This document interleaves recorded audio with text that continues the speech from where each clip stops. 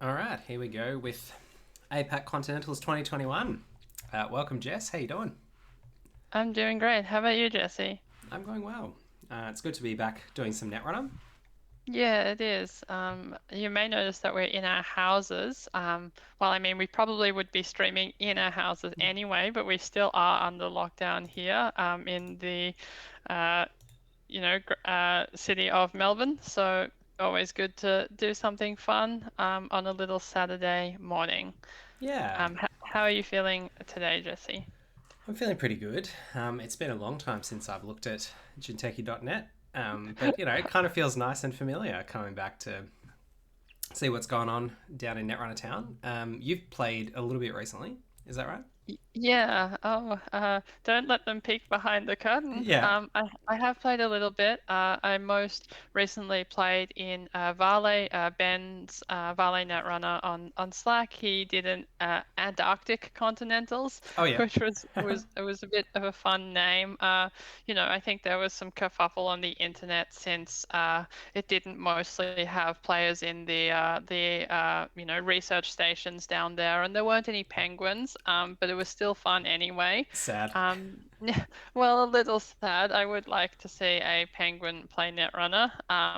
But yeah, that was really good. Just as a brief overview, I won't go into too much detail, but I played a Lat Apocalypse and an HB Precision Design single remote deck. They were both really fun. I did the top eight, but lost on the bubble for the top four.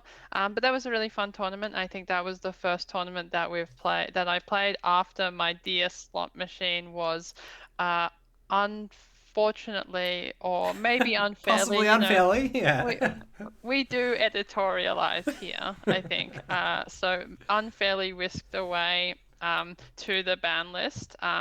So that was a bit sad, but I honestly think that the metagame is quite good, and the format has a lot of room for different identities and different strategies. Cool. So round one's underway.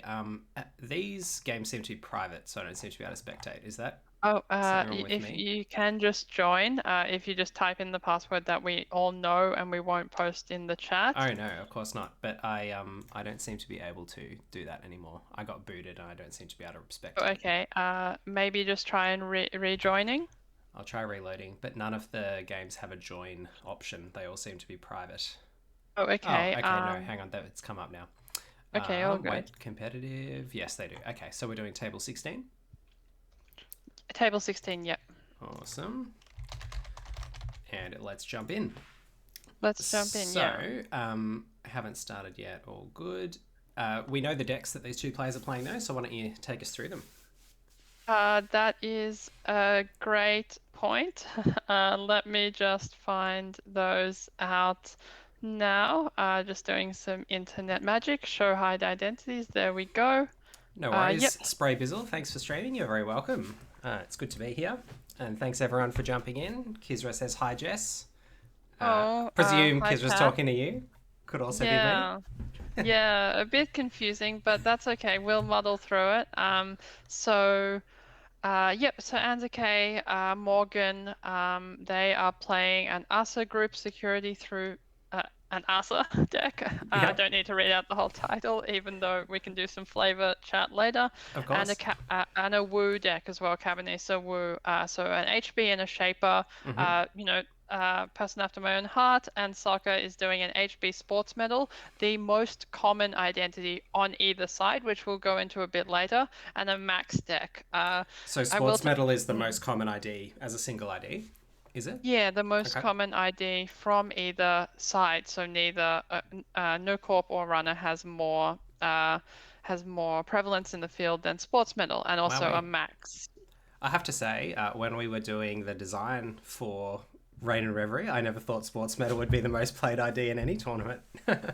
Yeah, definitely a bit of ebb and flow over the last little bit, but I think especially Project Vacheron, which, for those at home who might not know too much about the newest cycle, it's a 5/3, and if your opponent steals it, they have to wait 4 turns before it actually gives them points. So it's Mm. sort of the perfect card for that sort of strategy.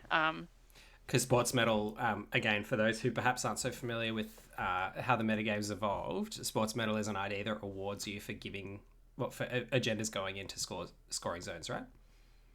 Yeah, exactly. So, just to finish that thought. So, sports medal, whenever any player steals or scores an ID, you pick one, either gain 2 credits or draw 2 cards. So, best way to use it, or most common way to use it, is with lots of small points.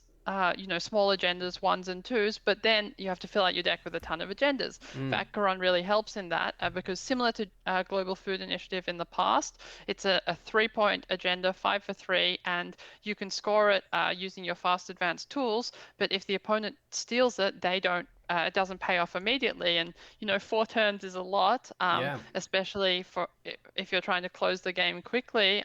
There's a lot that can happen then, and when you're trying to fill up your deck with as many agendas as possible, having a really really strong 5/3 is probably one of the keys, and I think that's my estimation the main reason why sports medal is so common now and so popular. All right. So we've got A and Z EK playing Corp first, so we won't see the sports medal straight away. Yeah, but plenty of time to talk about that in a little bit. So I think Mm. that's Anzac. Oh, That Anzac, sorry. Morgan White previously on the NISEI team, but yeah, and soccer, who I think I did commentate before actually.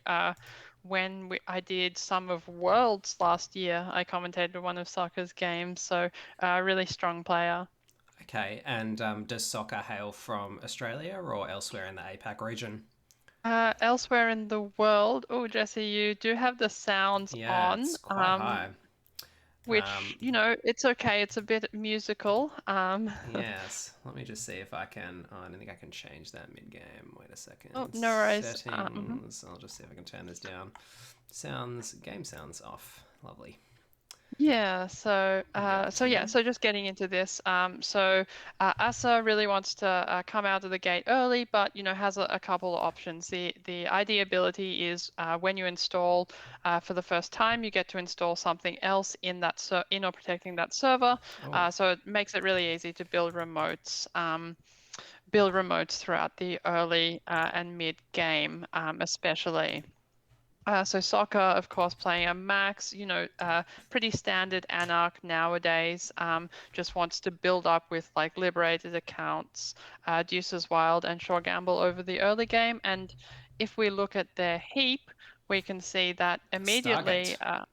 yeah, Stargate, Out to the Ashes, Apocalypse. So, that sort of gives away the game early, although it's certainly no surprise to both players that any Anarch could be threatening to Apocalypse you, sort of like any other time from the past 3 or 4 years. But Yep. definitely that sets the tone of the game. Since Asa is really a deck that relies on building a remote, one or multiple remotes, but also, often has a lot of tools for protecting the centrals. And we'll see that one of those tools has come into play now with the upgrade on HQ. So whether it's, a Chrysium Grid, a Metagame Skunkworks, or another potentially defensive upgrade, no matter what it is, it's going to blunt the Apocalypse plan somewhat, Mm. while Anzake continues to build their first remote. So we can see that Oh, I was just going to say, Jess, it's quite an interesting matchup with ASA Group having obviously some click compression in terms of allowing you to develop remotes quite quickly and compress your early turns. And obviously, Max has some compression going on here as well, between Juices Wild, Out of the Ashes, and other ways to gain additional clicks, or additional actions effectively early in the game. So it's going to be a little bit of an interesting struggle, I think, to see who can gain the early tempo ascendancy here. yeah, and I think we're seeing something that's really common, I think, maybe more nowadays, although it always has been, where the apocalypse deck, the threat of apocalypse is often stronger than actually having to deploy the apocalypse itself, Yeah. even early. Given that Soccer made Anzuke spend their first turn, not developing a remote, instead putting something on R&D and HQ as defense. That really meant that Soccer has been able to play his game of just really building up resources. If we look at his heap, we can see a paperclip in there already. So and he played a day job just earlier in the Mm. game, so we can see that he's Well, really just sitting on content. 23 credits at the moment. So, yeah. Exactly. So really just content to sit there, and unless Anzuke can build a scoring remote that is really threatening, or some fast advanced tools. It doesn't necessarily have to be a scoring remote, but even something like a Jeeves can threaten to score out of hand. But until that happens, soccer's not really under much threat to move. And we're seeing a lot of pressure on HQ here, which is obviously a bit of an issue for the for Anzuke because they just had their Managam Skunkworks trashed. It didn't really make too much of a dent. Soccer, as we said, is on such a high credit total. Anzuke is really struggling to kind of hold off this early onslaught and establish some kind of stable game plan in the face of Anarch attacks, which is always the way. And they also discarded 2 cards from HQ last turn, which kind of, if I was soccer here, I would be seeing that as a bit of a sign of weakness. For Anzuke to be spending their last click last turn to draw a card, then discarding 2 cards, no installs, probably indicates they're a little bit ice light. For sure, definitely. And you'll also see in the chat that Soccer accessed a punitive as well, which, that might even at this stage in the game be worse for Anzuke than if Soccer were to steal an agenda, Mm, just in terms of knowing Anzuke's numerous game plans and yeah. knowing that a punitive threat is there, and not even there as in possible, but there as in present in Anzuke's hand. And whilst punitive might not be live right now in terms of the credit differential, and it doesn't look like Anzuke is going to be able to turn around this credit differential anytime soon. I mean, Anzuke's got no ice resed and is already 9 credits behind. It's unlikely they're going to be able to overtake Soccer anytime soon. But still, later in the game, as you say, punitive might be the plan, the long-term plan for Anzuke. So having that made clear and visible to Soccer at this stage is not ideal. Yeah, I think it's not necessarily something that has to present itself in the first 3 or 4 turns. Even though I do love dying to punitive more than anything, we know that all corps have really good ways to tax out apocalypse between, Yeah. border control, defensive upgrades, Yeah, I mean, it'll be Chrism interesting grid. to see here now if either a Crisium or another Managam Skunkworks goes down on one of the central servers. That could actually now start to be a reasonable tax. Soccer is up to 30 credits and Anzuke is down to 12, but Anzuke does have 3 remotes now, all protected, and ice on all the centrals. So it's sort of getting to this mid-game position where if I were Anzuke, I'd be feeling like I want to be starting to try and turn the tempo a little bit here and establish some threats that Soccer kind of has to respond to and try and tax out some of those credits. Definitely, and I think it is, we do talk about the history of Netrunner a little bit, so I think it is interesting to say that we're not in the age of DDoS anymore. No. This six ice each on a different server is much more threatening than it might have been in the past, just because each of those genuinely represents, maybe one different type that you have to install a breaker for. And one of the best ways to deal with Apocalypse is to genuinely just make them install Paperclip, Black Orchestra, and MK Ultra. It Mm. doesn't really even matter as much. If you're just doing it with a vanilla or whether you're doing it with a Hadrian's Wall or a bigger ice, just the install cost is really one of the biggest ways, I think, to deal with that sort of apocalypse and blunt that threat. And we've got a Nico campaign here resed in server 2, which is an incredibly powerful economy asset. I mean, comparing this to Adonis, the -2 to the res, and the fact that you draw a card at the end. In a deck like this, and particularly in a matchup like this, the slightly lower trash cost is really not a factor. I think those advantages seem to just strongly outweigh that disadvantage. Exactly, but I think Anzuke has, maybe heard some of your thoughts and is installed an MCA MCAP, Yep. MCA austerity policy, Yep. which does is one of the better ways to threaten an early score. Even in combination with Jeeves, which I love to do, but just on its own, it is one really solid way to to threaten a score without necessarily having to expose an agenda to an apocalypse. Because especially at this position where soccer has 36 credits, which is really just an embarrassment of riches at this point, you can't do both, right? You No. can't effectively prevent your opponent from apocalypsing and also from stealing from your remote. But if they do have to make lower value runs, that can eat into the credit total really quickly.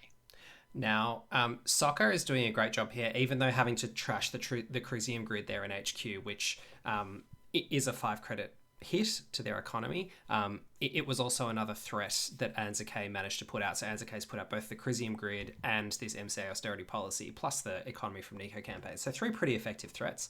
And Soccer's managed to counter by getting a free run off out of the Ashes, effectively a free run and trash out of Dirty Laundry, and just keeping this economy lead going. But it is a question of, with relying on burst economy cards like the Dirty Laundry and even like draining your liberated accounts straight up, there's a question as to how long Soccer can keep that up in the face of a developing board state from NISEI here. Yeah, definitely. Like that's sort of exactly, I think, that going to be the tempo of the game is, sure, soccer has an And early money sorry to lead. interrupt, Jess. Not We at had a all. couple of requests there to zoom in, so apologies. Yeah, I always play Jinteki with a lot of space on the board, but obviously that's not ideal for spectating, so apologies to viewers there. And just a couple of other questions we had in the chat. Do we think that we are going to see a spicy arc lockdown? Oh, that's a good question, actually. So it sort of makes sense. Well, that's a bit too We much. could definitely see an arc lockdown. I would probably wager that with punitive they sort of maybe take out up similar slots in Yeah. that they're sort of they try and focus your game plan in different directions. Arc lockdown about creating a prison and punitive about creating a money lead and then killing your opponent at an inopportune time. So I wouldn't see it as being super likely. From an ASA, but of course, anything can happen. It's definitely something that when you take Max to a tournament, you have to be wary that at some point, your opponent might arc lock down you. So we've got an Ansel and a Hagen resed here, 2 new pieces of ice, both really interesting, going across the usual things that they're, particularly Hagen, going away from the usual things that barriers will do, but Ansel giving you sort of that itchy 1.0 tax on HQ. How do you feel about Ansel here as a piece of ice? I love Ansel. Big ups to Rotom, Patrick Gower, who designed it as his champion card. I think that it has a lot of really interesting elements in that the subroutines all do really different things. Mm-hmm. As you said, we have seen that before with Ichi, to some extent. But having 3 subroutines that are just none of them are end the run, and they're all good at wildly different points in the game. It And we is did really just see the interesting. apocalypse, so we have to note that. So Anziko's just Yeah. lost their board, which is unfortunate being down to 5. So pretty big swing for soccer. It has taxed out soccer's credits significantly. They're down to 13. And ASA can recover. If any ID can, in terms of re-establishing the board quickly, ASA can do it. But we're seeing another liberated accounts turn here, which is going to pump soccer up for the next go. Yeah, of course. It's a different thing knowing that the apocalypse is coming and actually having the tools to deal with it, right? And I think that's where, not of course sometimes you can't, but that's where not creating a threat on turn 1, turn 2. I found that that's the most effective way for these type of ASA decks to to deal with the apocalypse is Yeah. to really make them run on the turns before the apocalypse. And of course, it's easier said than done, right? Oh, That's of one of the course. reasons why apocalypse is so strong. But we do see Anzuke, making a good comeback in terms of popping a Rashida on the turn where Sokka really couldn't run, which is probably one of the better things that you can do. Um, Hmm. and And we'll see re-establishing whether. central as here now as well. Mhm, mhm. And I think in terms of general approach to these sorts of games, where you've got a really strong mid-range threat from the max player that's saying, if you let me in the middle of the game, I'm going to wipe your board. Um, Getting more aggressive as the court player is one of the better ways to combat that, as you say, putting out threats early. And unfortunately, Anzuke wasn't quite able to do that and was spread quite thin across the board. But I think one of the advantages of the way that Anzuke played, particularly in those middle turns, was that they didn't commit too many resources to resing ice. Like, they didn't go down below 5 credits, which has left them with enough here to go again and establish the board again.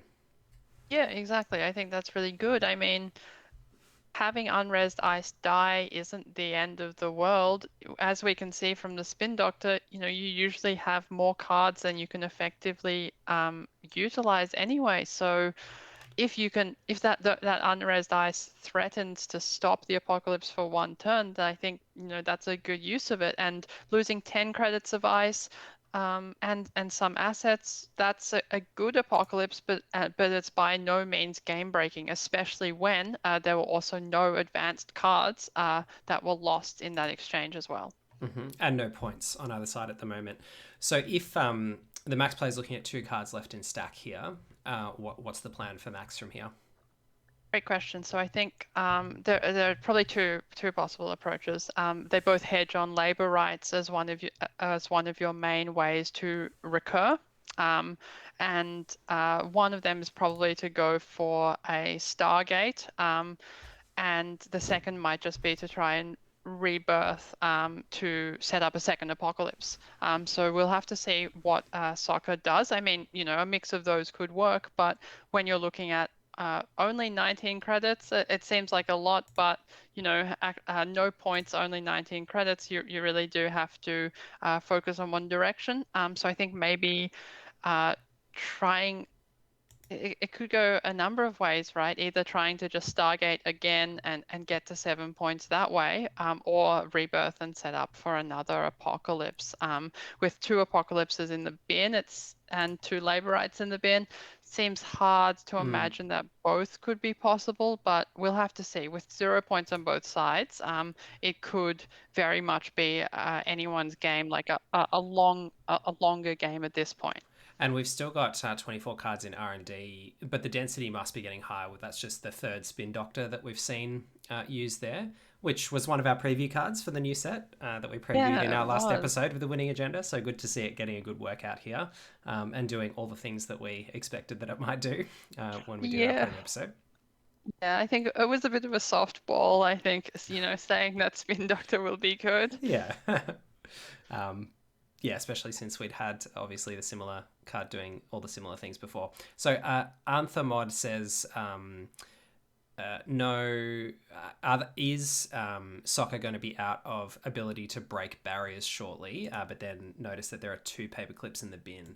But obviously that is a consideration generally, managing breakers and managing your board state as the max player. You obviously need to get your breakers out to break the ice to get the apocalypse off, but then you kind of lose them as well when you apocalypse. So you need to kind of manage that resource across the course of the game. Definitely, and I think that's one of the really interesting things about conspiracy breakers. We've talked about them a ton before on the pod, but the fact that they allow you to essentially store extra cards in hand in having that resource while they're in your heap is really useful, especially in apocalypse decks where you often have to hold not just apocalypse, but also a game plan for post-apocalypse. Mm-hmm. We've got a labor rights coming down here. Yeah, so that's going to be one of the key ways that Soccer, I mean, continues his game plan. So I imagine it's going to get back probably the other labor rights and, Stargate, maybe Rebirth. Looks Yep. like, yeah, labor Labor rights, rights, Rebirth, rebirth, and Liberated unliberated. count. Yeah.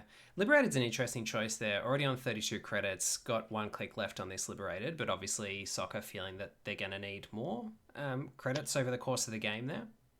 Yeah, I think when you get to this point, you really do have to consider that the game is not going to end in the next five, maybe 5 turns. Mm. Um, And we had a and rebirth into Omar, sorry, as well, just to comment on that.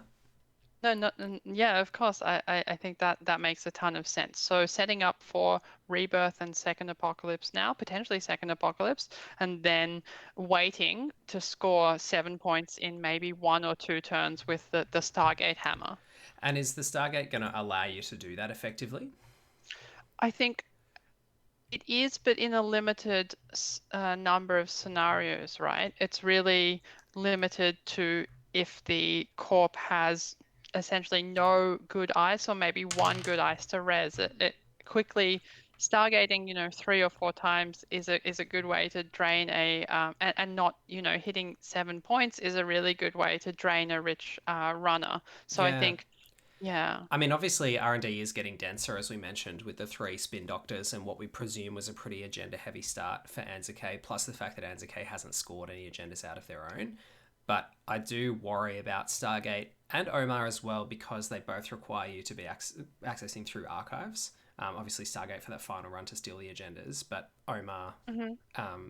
in terms of the threat. So it kind of almost, I feel, gives Anzake the ability to focus more on icing R&D and archives and trying to tax Soccer out here.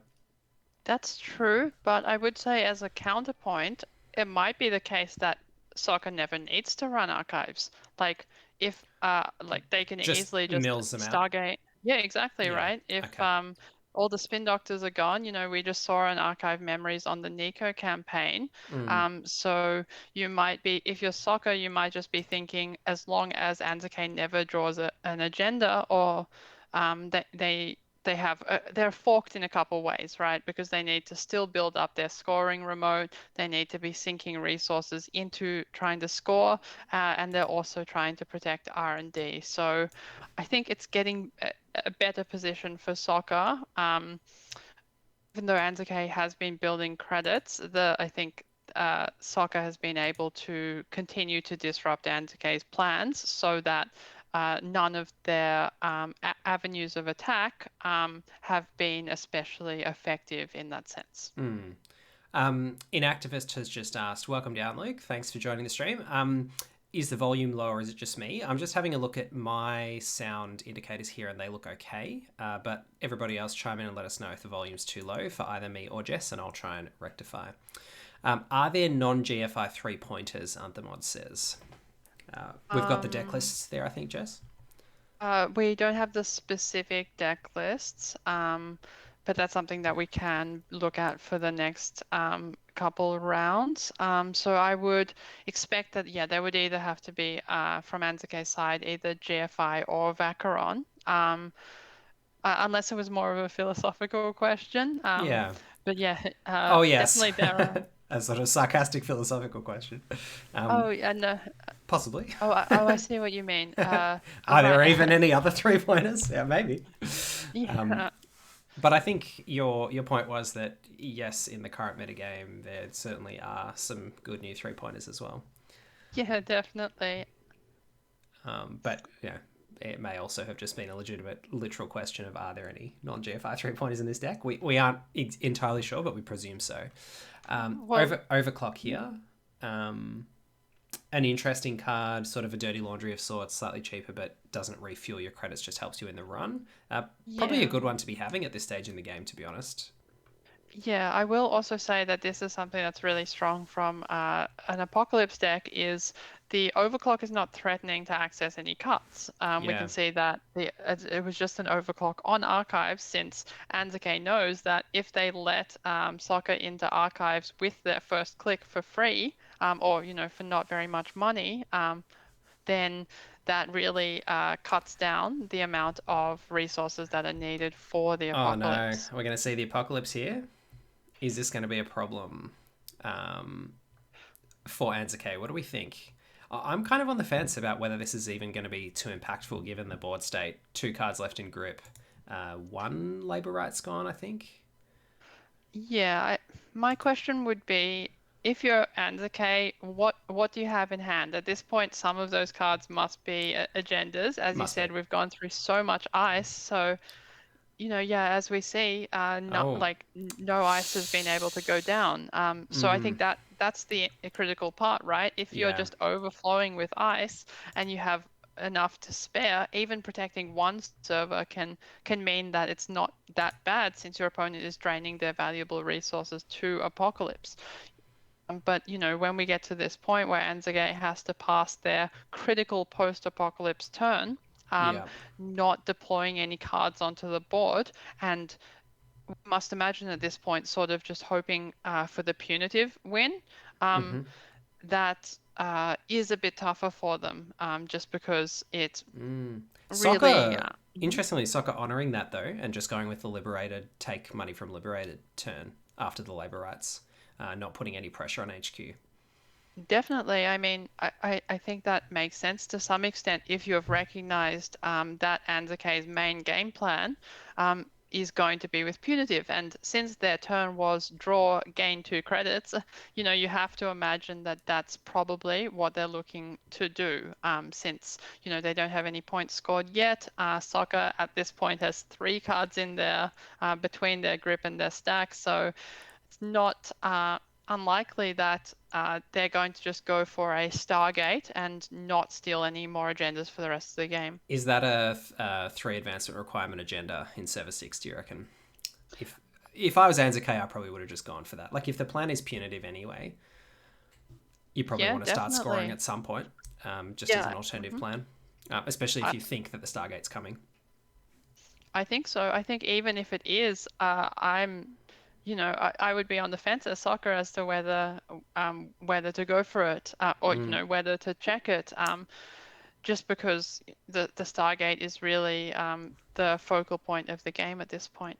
And so the Stargate didn't hit an agenda, I don't think. No, so It didn't two hit an two ice and agenda. a Metagame Skunkworks, which are cards that Anzac would have liked to have drawn. Yeah, but then again, hitting 2 ice and not being able to trash both of them is probably the best scenario that Anzake could hope for at this point. Is to have an ice drawn after being stargated.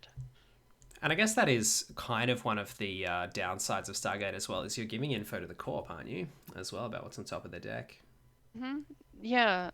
Which,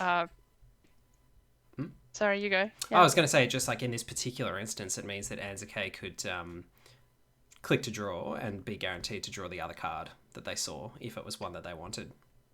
Of course, and that can't be underestimated.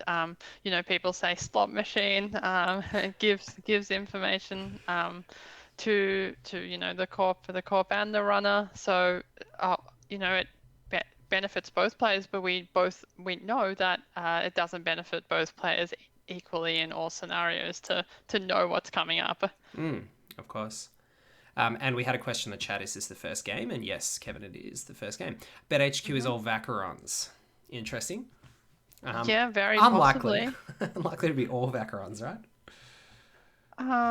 Yeah, I mean, it could be full house Vacherons over Vitruvius's. Yeah, Yeah, I mean, we have to like it makes sense that there has to be some agendas, right? Like yeah, that's absolutely. a safe bet.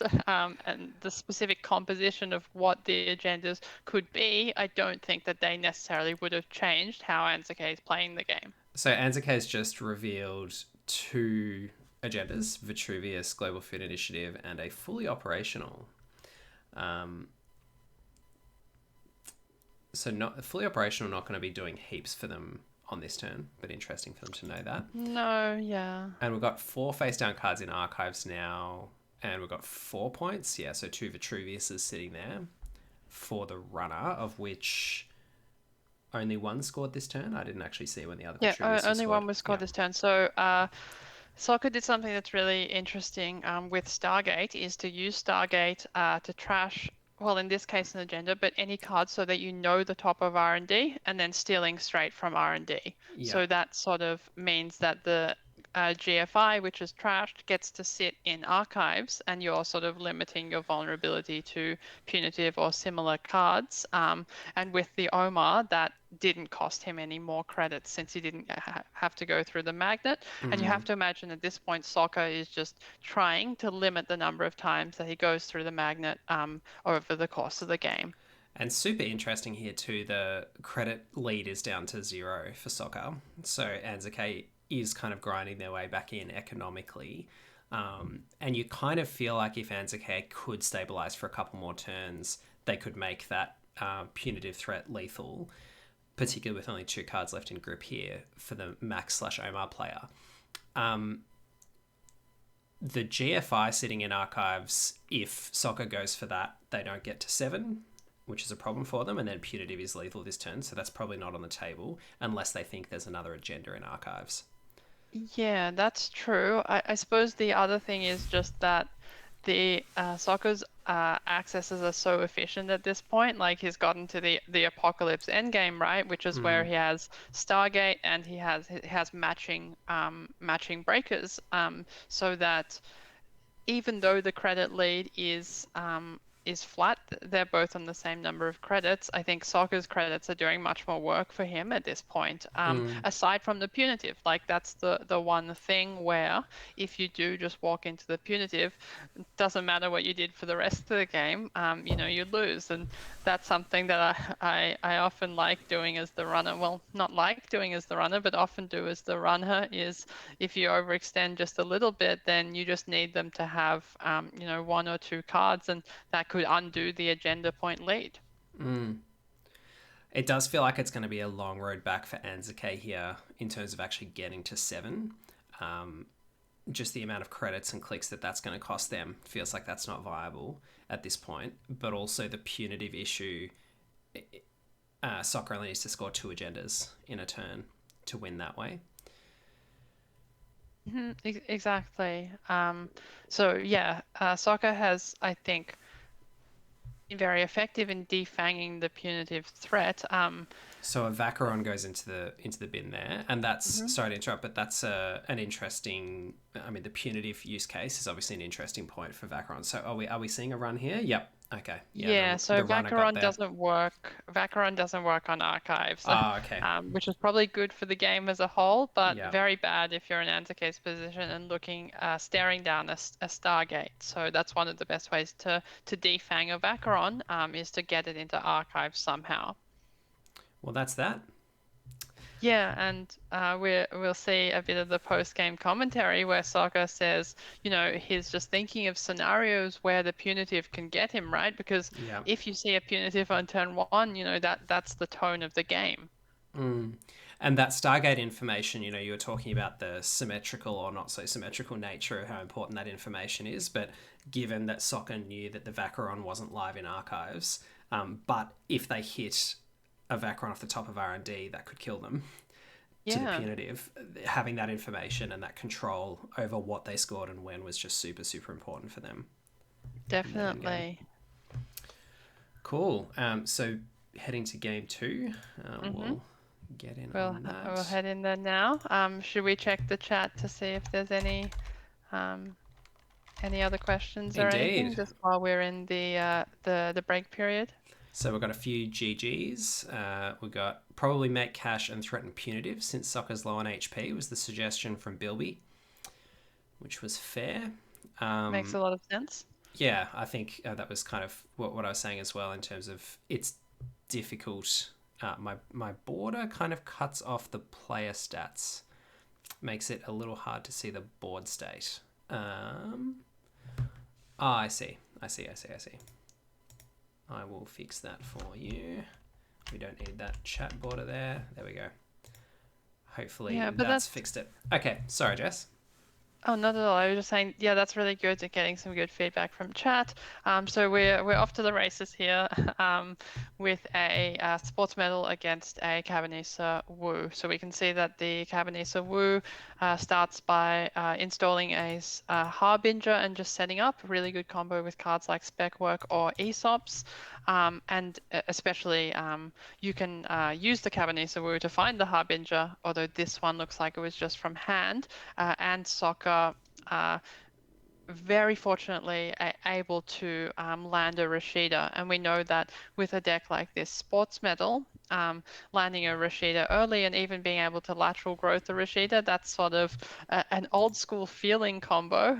Yep. Just because that that's it just has that feel to it. But that idea of making it easier to put the Rashida in the remote and making sure that you have something to protect it while also not making your centrals too insecure, it really puts soccer in a good position coming up early to the second turn of the game.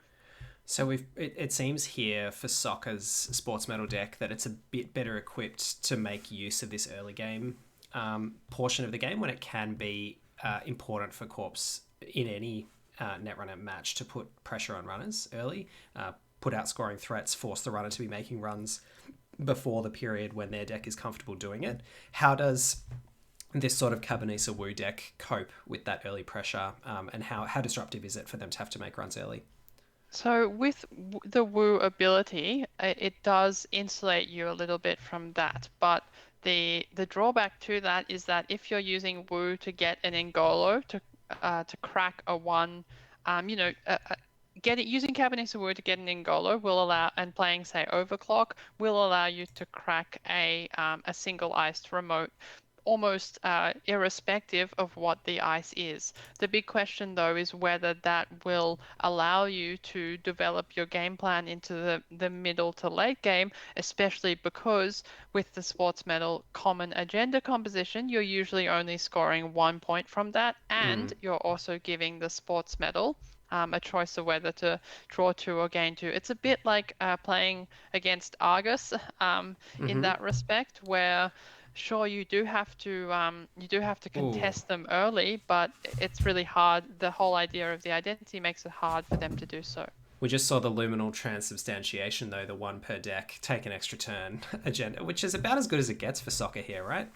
Yeah, definitely. That's one of the situations where if you're a sort of slower shaper deck, and I think you are expecting to be a bit slower if you're playing the optimizer, which is a bit better when you're installing a lot of programs over a longer game, then even that one ice remote, the idea of playing SMC or going to get Ngolo, sure you might score, but it'll put you behind a little bit in terms of developing your board. I'm very worried for the tempo here for Anzuke. Like, I feel like they're 8 credit total at the moment, plus what are like useful programs but not particularly impactful in terms of getting into remotes. Plus the 3 points for Soccer here. I feel like this is a really, really strong start for Soccer. Yeah, definitely being able to score that Rashida early, and the idea that the remote hasn't yet been contested, but Anzuke is just having to spend their resources, sort of installing programs. Makes the tempo of the game a lot in the Corp's favor. But of course, when we're talking about these sort of slower shaper decks, which I do love, just in terms of the just being able to do a lot of things, you're mostly planning to go to a clot end game, like an end Sure. game where you're planning to camp the corpse single remote and use clot to stop them from scoring out. So Oh yeah, I and think but it's by no means over. Like the most important agenda point is the 7th one in these kind of matchups, and if Anzuke can stop Soccer from getting that last point, that's all that really matters. It just feels like Soccer's in a decent spot here in terms of it's the start that they probably would have wanted in this matchup, I would think.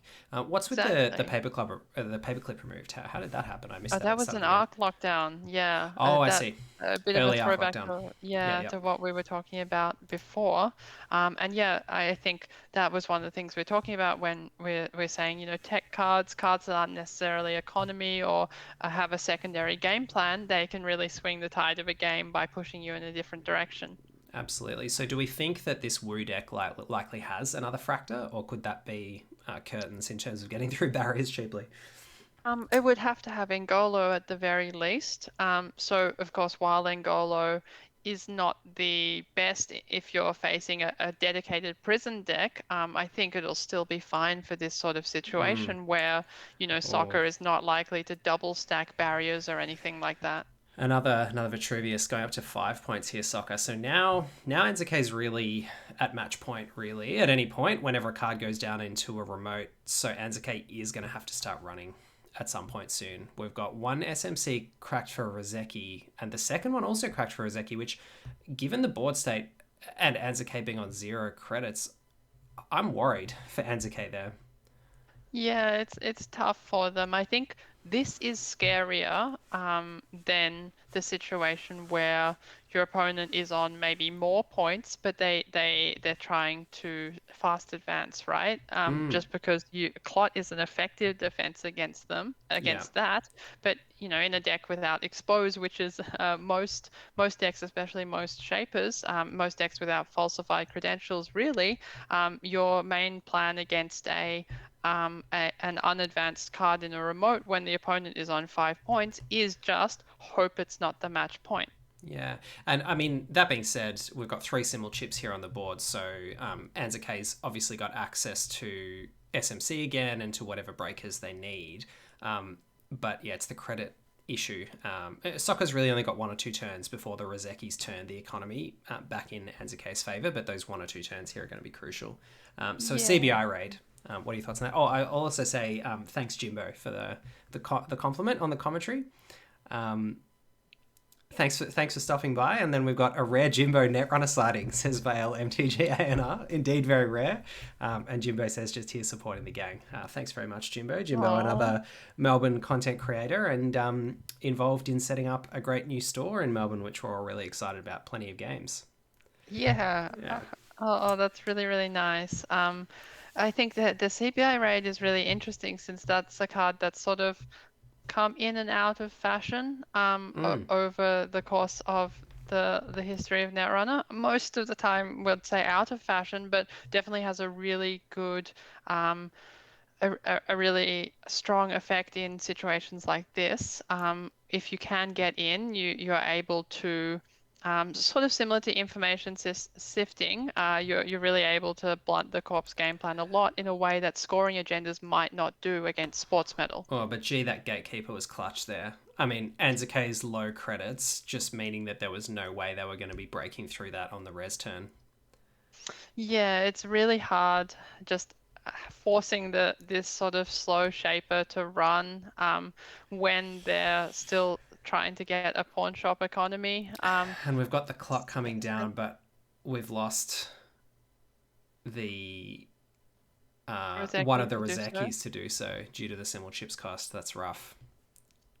Yeah, I think I think it comes comes down to at some point you just have to hope that it's not one of the 2 other Vitruviuses, right? Because Sokka has scored a Mega Pre, Anzuke hasn't. So the second Mega Pre is going to be a 3 for 2. So you really do have to to contest it, and that's the strength of this sports medal deck, right? In terms of just roaring ahead with points early in the game.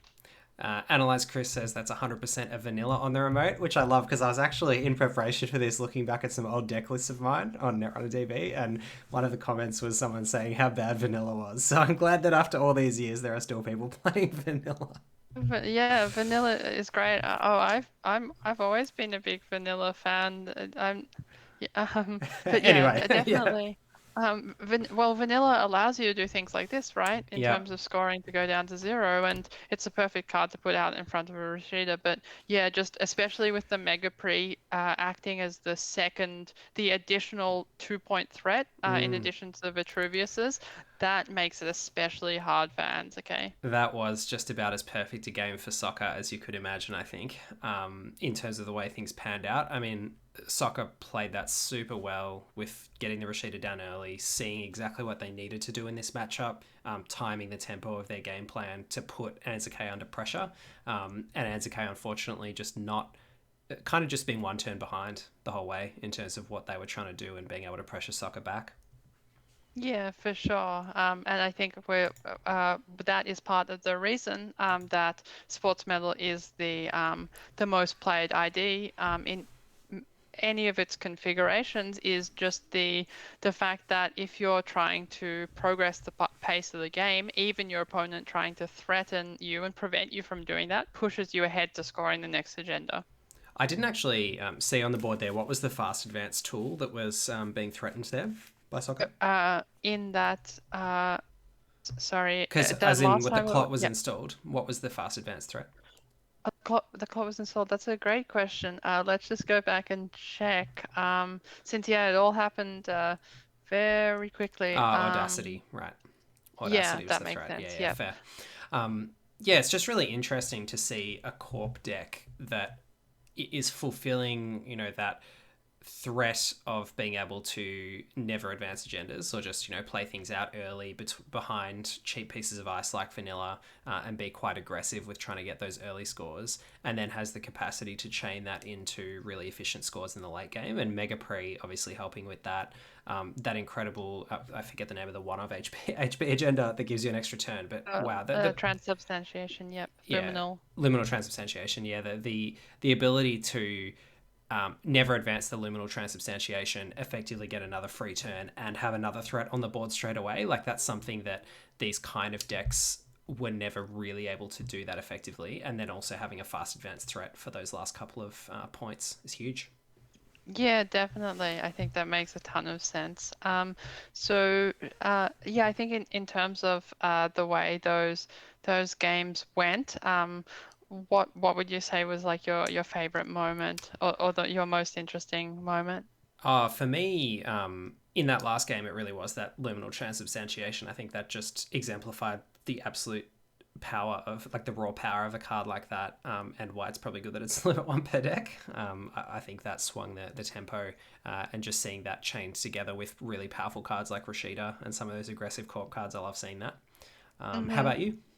Definitely. I really liked, well, the second game was a bit fast, but I Hmm. think a couple of aspects in the first game was the sort of both players positioning post-apocalypse Yeah. and the idea of what you're meant to labor rights for and how long you expect the game to go for. I think that sort of turn-by-turn decision is something that is really interesting, I find in Netrunner, just in terms of the fact that your game plan at the start might be set one way, but you really have to turn on a dime based on what your opponent is doing. I think that apocalypse sort of game plan really exemplifies that because it makes both players play in such a specific way to handle the particular cards in the matchup.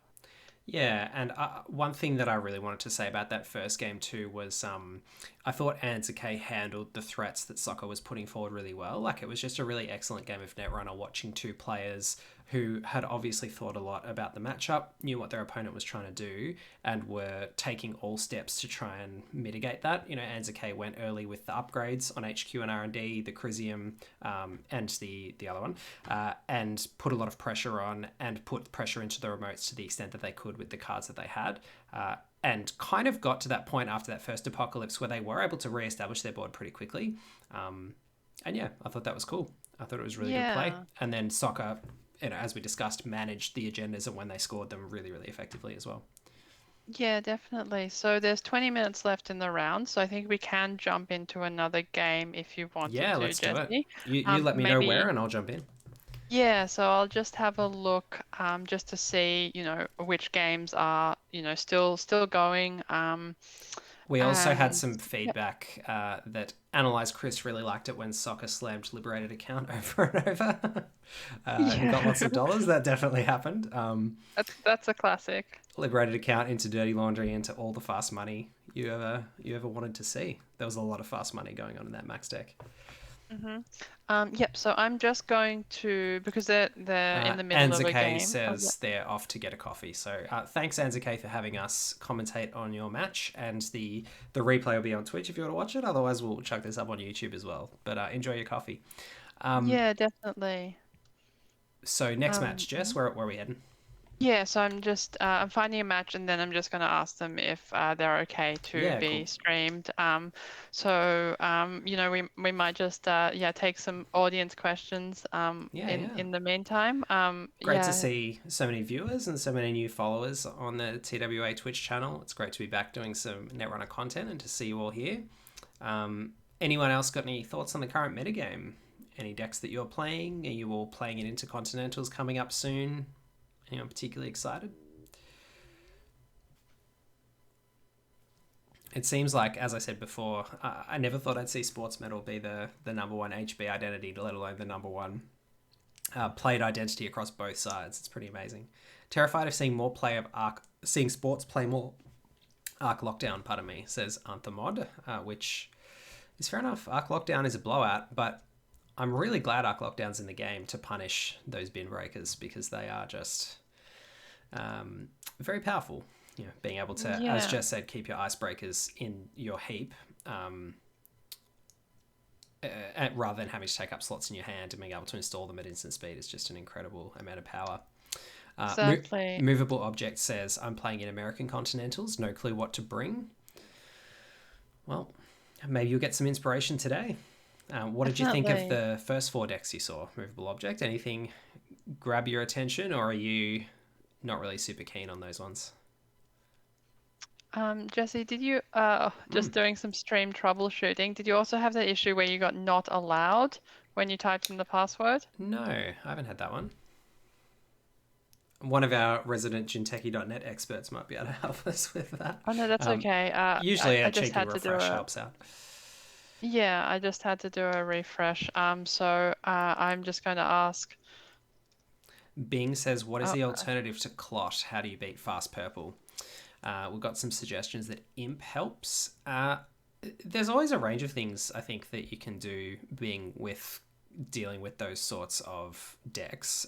One is to be able to contest those remotes early, and Imp is obviously a card that helps with that. But anything that can give, like Dirty Laundry really helps with contesting early remotes. If you're the Shaper player, pivoting to, trying to go for like a sure gamble SMC and just prioritize getting through their remote and contesting their first Rashida or whatever else it is, rather than setting up your first Rozekis and things like that, I think can be a way that you can contest it. Because as you saw with that sports metal match, chaining together the Rashida into the transubstantiation into the next agenda, the Vitruvius, was how the pressure was created. And if you can interrupt any of those, then you can actually put them on the back foot, because they just run out of time really quickly. Yeah, exactly. I just I joined 2 games, but they ended within 5 seconds. Okay. Like, it was literally seamless lodge, advance. Like, so just trying to find a game now. No worries. Hello Stream, says Giles Davies Music. Welcome down. Inactivist says, Jesse, how do you feel about the dominance of the first click Iran coup in the current court meta? That's a good question. The what, sorry? The first click coup Iran. Iran, yeah. I actually, if you watch any of my recent games as the USSR Inactivist, I don't often coup Iran AR1 anymore. I've always been a go for gold and try and coup Italy, unless they've overprotected it to 4 and you've got no socialist governments or anything like that. Sometimes I'll coup Iran, but there are usually other things that are better to do, particularly if you have a strong headline. If they defect as your headline and you're looking at a blank board, coup Iran. Go ahead. I might just interrupt you there, Jesse, to say that we are in a game. Yep. So it is Jingless 93 versus N10 33. All right. Awesome. I don't have the exact number. Table 13. Very good. Now I've got to remember the password. Yes. Yep. I'm happy to post it in the chat. I've got it. Have I? Oh, not allowed. Also not allowed. I'll try again. Okay. Yeah. Just do a refresh. Have I played much Imperial Struggle? No. I have not, but is it good? Let me know. I think that's a Star Wars game, right? Yeah. No, is it? Is it? No, it's Imperial Struggle is the old 100 Years War. Yeah. I was thinking of something else. Which game am I going into? I'm in the wrong. You're going into game 13. Yeah. You're going into game 13, Jesse. Yep.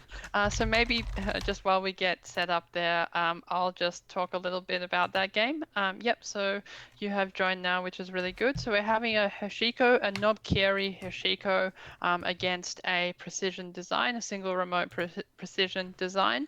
So we've seen actually the game looks like it's gone quite long, with the Hashiko able to steal 4 points and the PD score 5.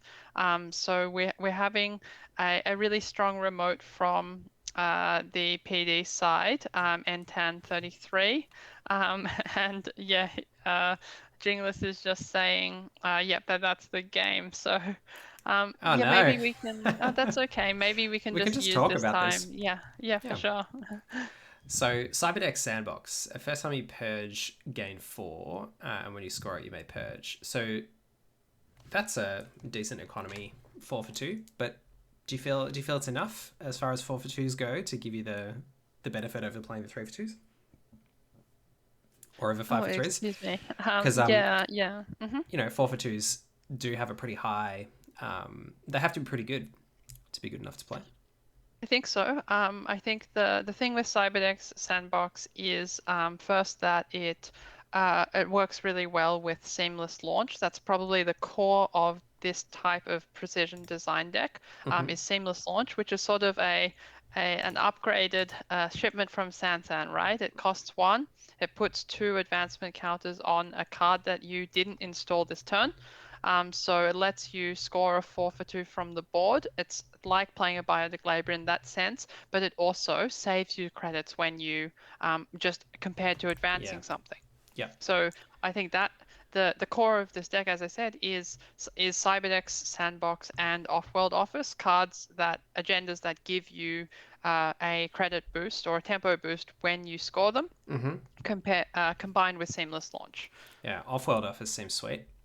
Yeah, so Cyberdex and Off-World Office very similar. Like Cyberdex, of course, purges, which can be really strong.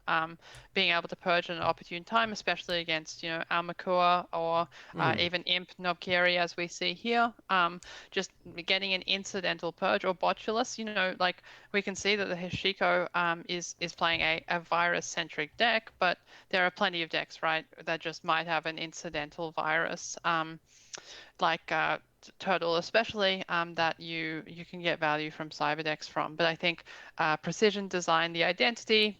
Whenever you score an agenda, you add a card from archives to HQ, really supports that single remote rush play, where it's not as important that you have a 3 for 2, since you have a couple tools to manage how your agendas are scored.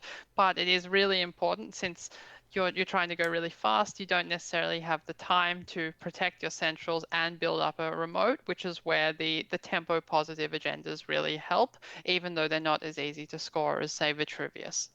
Yeah. Do you think that there's a place for Vitruvius in this deck? Because I'm just imagining a turn where you've never advanced a Vitruvius. You play Seamless Launch, advance.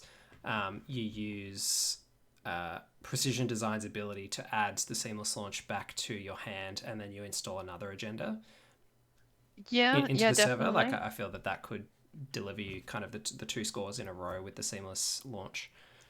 Yeah, you can definitely do that. Like to have one more click available. It's about that seamless launch sort of Recursion. yeah, recursion.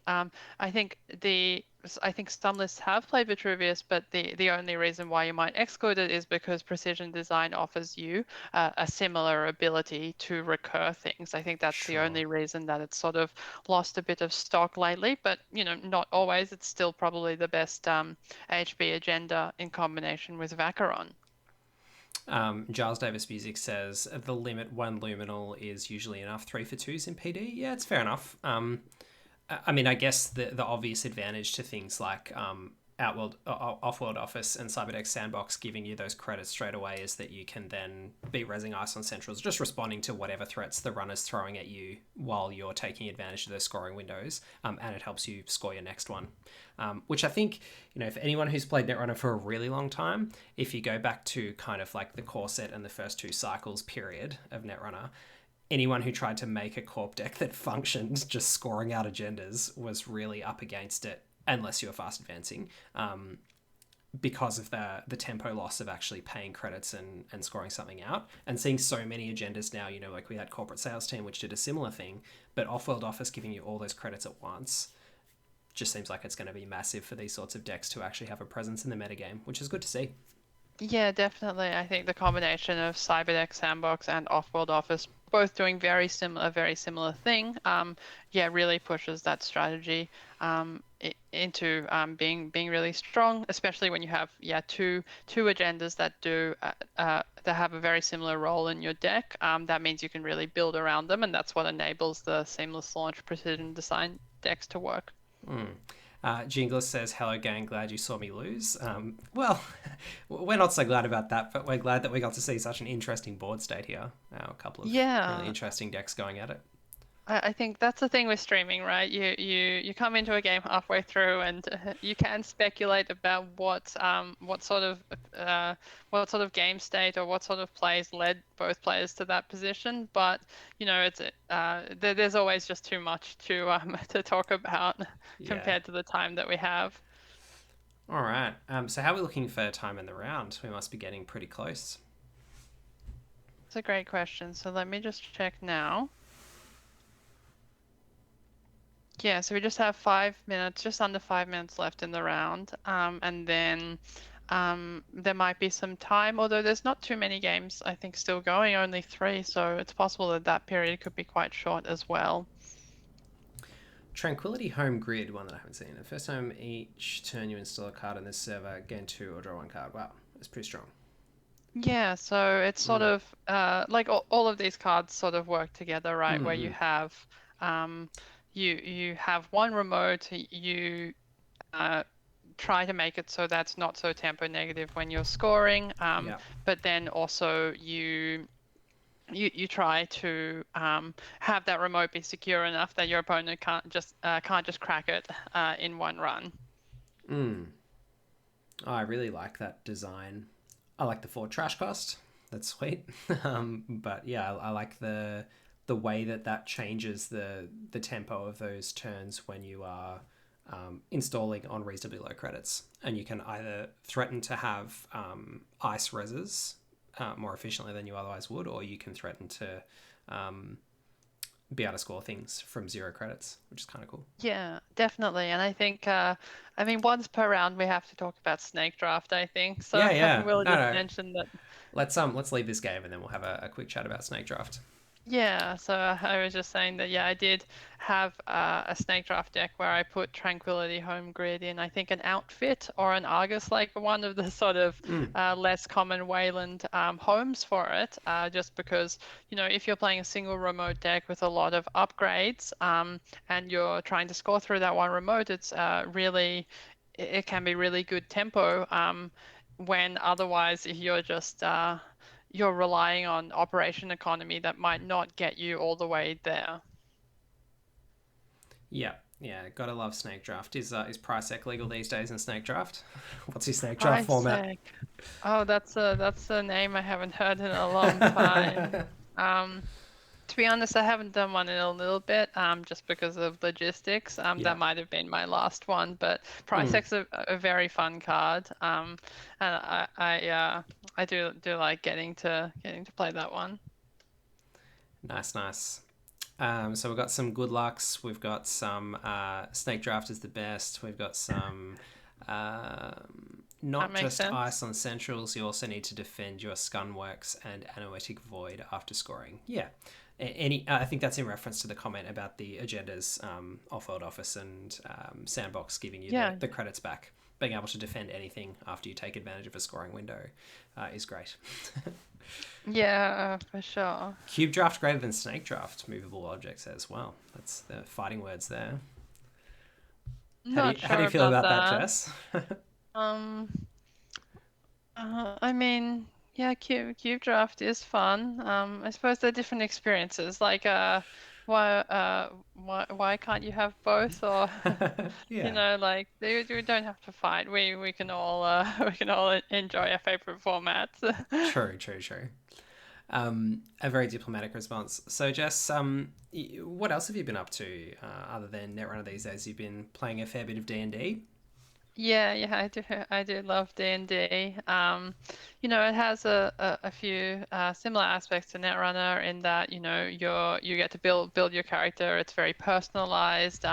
But it's a bit different in that it's sort of a group experience, and it has a campaign feel. So we usually play in a campaign world where, you get to play over a long period of time and see your character evolve. And I think like card games like Magic and stuff and Netrunner as well, I think grew out of that similar experience of like here are your cards. Each deck you might get a new booster pack or a new data pack, and you figure out what you want to keep, what you want to leave, what changes you want to make, what new strategies you want to try. Like it's all sort of a very similar, a similar drive. And in each of those encounters, you get to kind of do your thing, like you cast your spells or you know attack with the new weapons that you've got, which is kind of very similar Exactly. to So just playing a match. exactly. So you have the sort of loop of you have to plan what you want to do in the long term. You go about doing that, and then you test it out and see how it goes. So yeah, I think yeah, even though it's a bit different to Netrunner, just in some senses, it's also very similar in others. But I think you've also been playing the Flesh and Blood, right, Jesse? Yeah, And I know that you could say that even has more similarities compared to Dungeons and Dragons. yeah, absolutely. I did a video on the TWA channel with Stephen Woolley from Team Covenant, one of our old Netrunner playing friends. Great supporters of the channel, Team Covenant. They made us the wonderful acrylic agenda tokens, which I've still got here. Thanks to them for that. But anyway, we made this video talking about the similarities between Netrunner and Flesh and Blood, and it was great. A really interesting chat, and I think at the core of it is the tempo struggle. Like we saw in that game with Anzake in the first round there, the struggle to just get that tempo right. You know, Anzake was kind of one turn behind as the Corp, trying to stabilize against the Apocalypse threat, and then one turn behind as the Runner, trying to get in against the Sports Metal deck. And that tempo struggle and sort of knowing whether your deck is the beatdown, as we've talked about on on the winning agenda before, like whether you're the aggressor, whether you've got the advantage in the long game, all of those aspects to understanding the metagame, but also understanding the tempo within the particular game you're playing. They're all present in Flesh and Blood as well. So as I've explored the metagame, you know, it's really interesting to play an aggro deck into a control deck and know that at a particular time in the game, they're going to be able to turn the tables on you if you don't do enough early. And it's got a lot of those same aspects as what Netrunner does, and the gameplay's just kind of got that similar thematic feel. You build a character, you build your deck around the character, you've got a card pool that relates to the character and certain things that function well with their ID ability. So the deck building's a blast as well. Yeah, definitely. Oh, that's really fun. And I think, yeah, like a lot about Netrunner, is all the parts coming together in terms of sort of the experience when you're not playing and like reading about it and learning about it, but also the sort of world and stuff. So I think, yeah, it's really cool that basically whatever you do, if you play something else, if you do another activity, I think a lot of the lessons that we talk about, you can find some way to apply them. Absolutely. Including, as Prof. Wacko has just redeemed, hydrating is very important, which we talk about in our tournament snack foods and tournament etiquette episodes, and how to look after yourself in a long tournament. So I'm actually going to go and get a drink, Jess.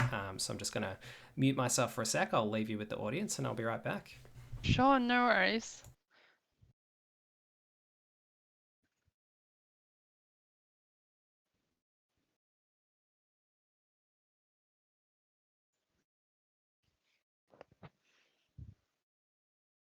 Yeah, I hope everyone's doing so well and, they're having a fun time watching the stream. Just going to get everything sorted for the next round, just while we wait.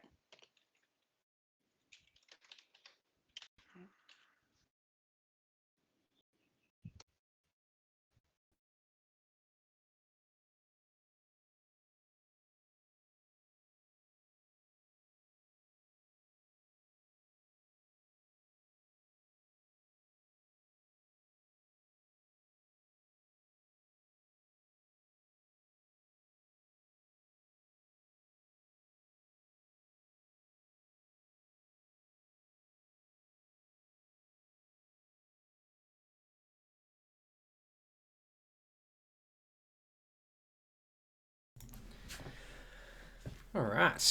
So, what is your favorite runner archetype right now, Jess? And loving the stream. Thank you. That's very kind. Glad to hear enjoying it.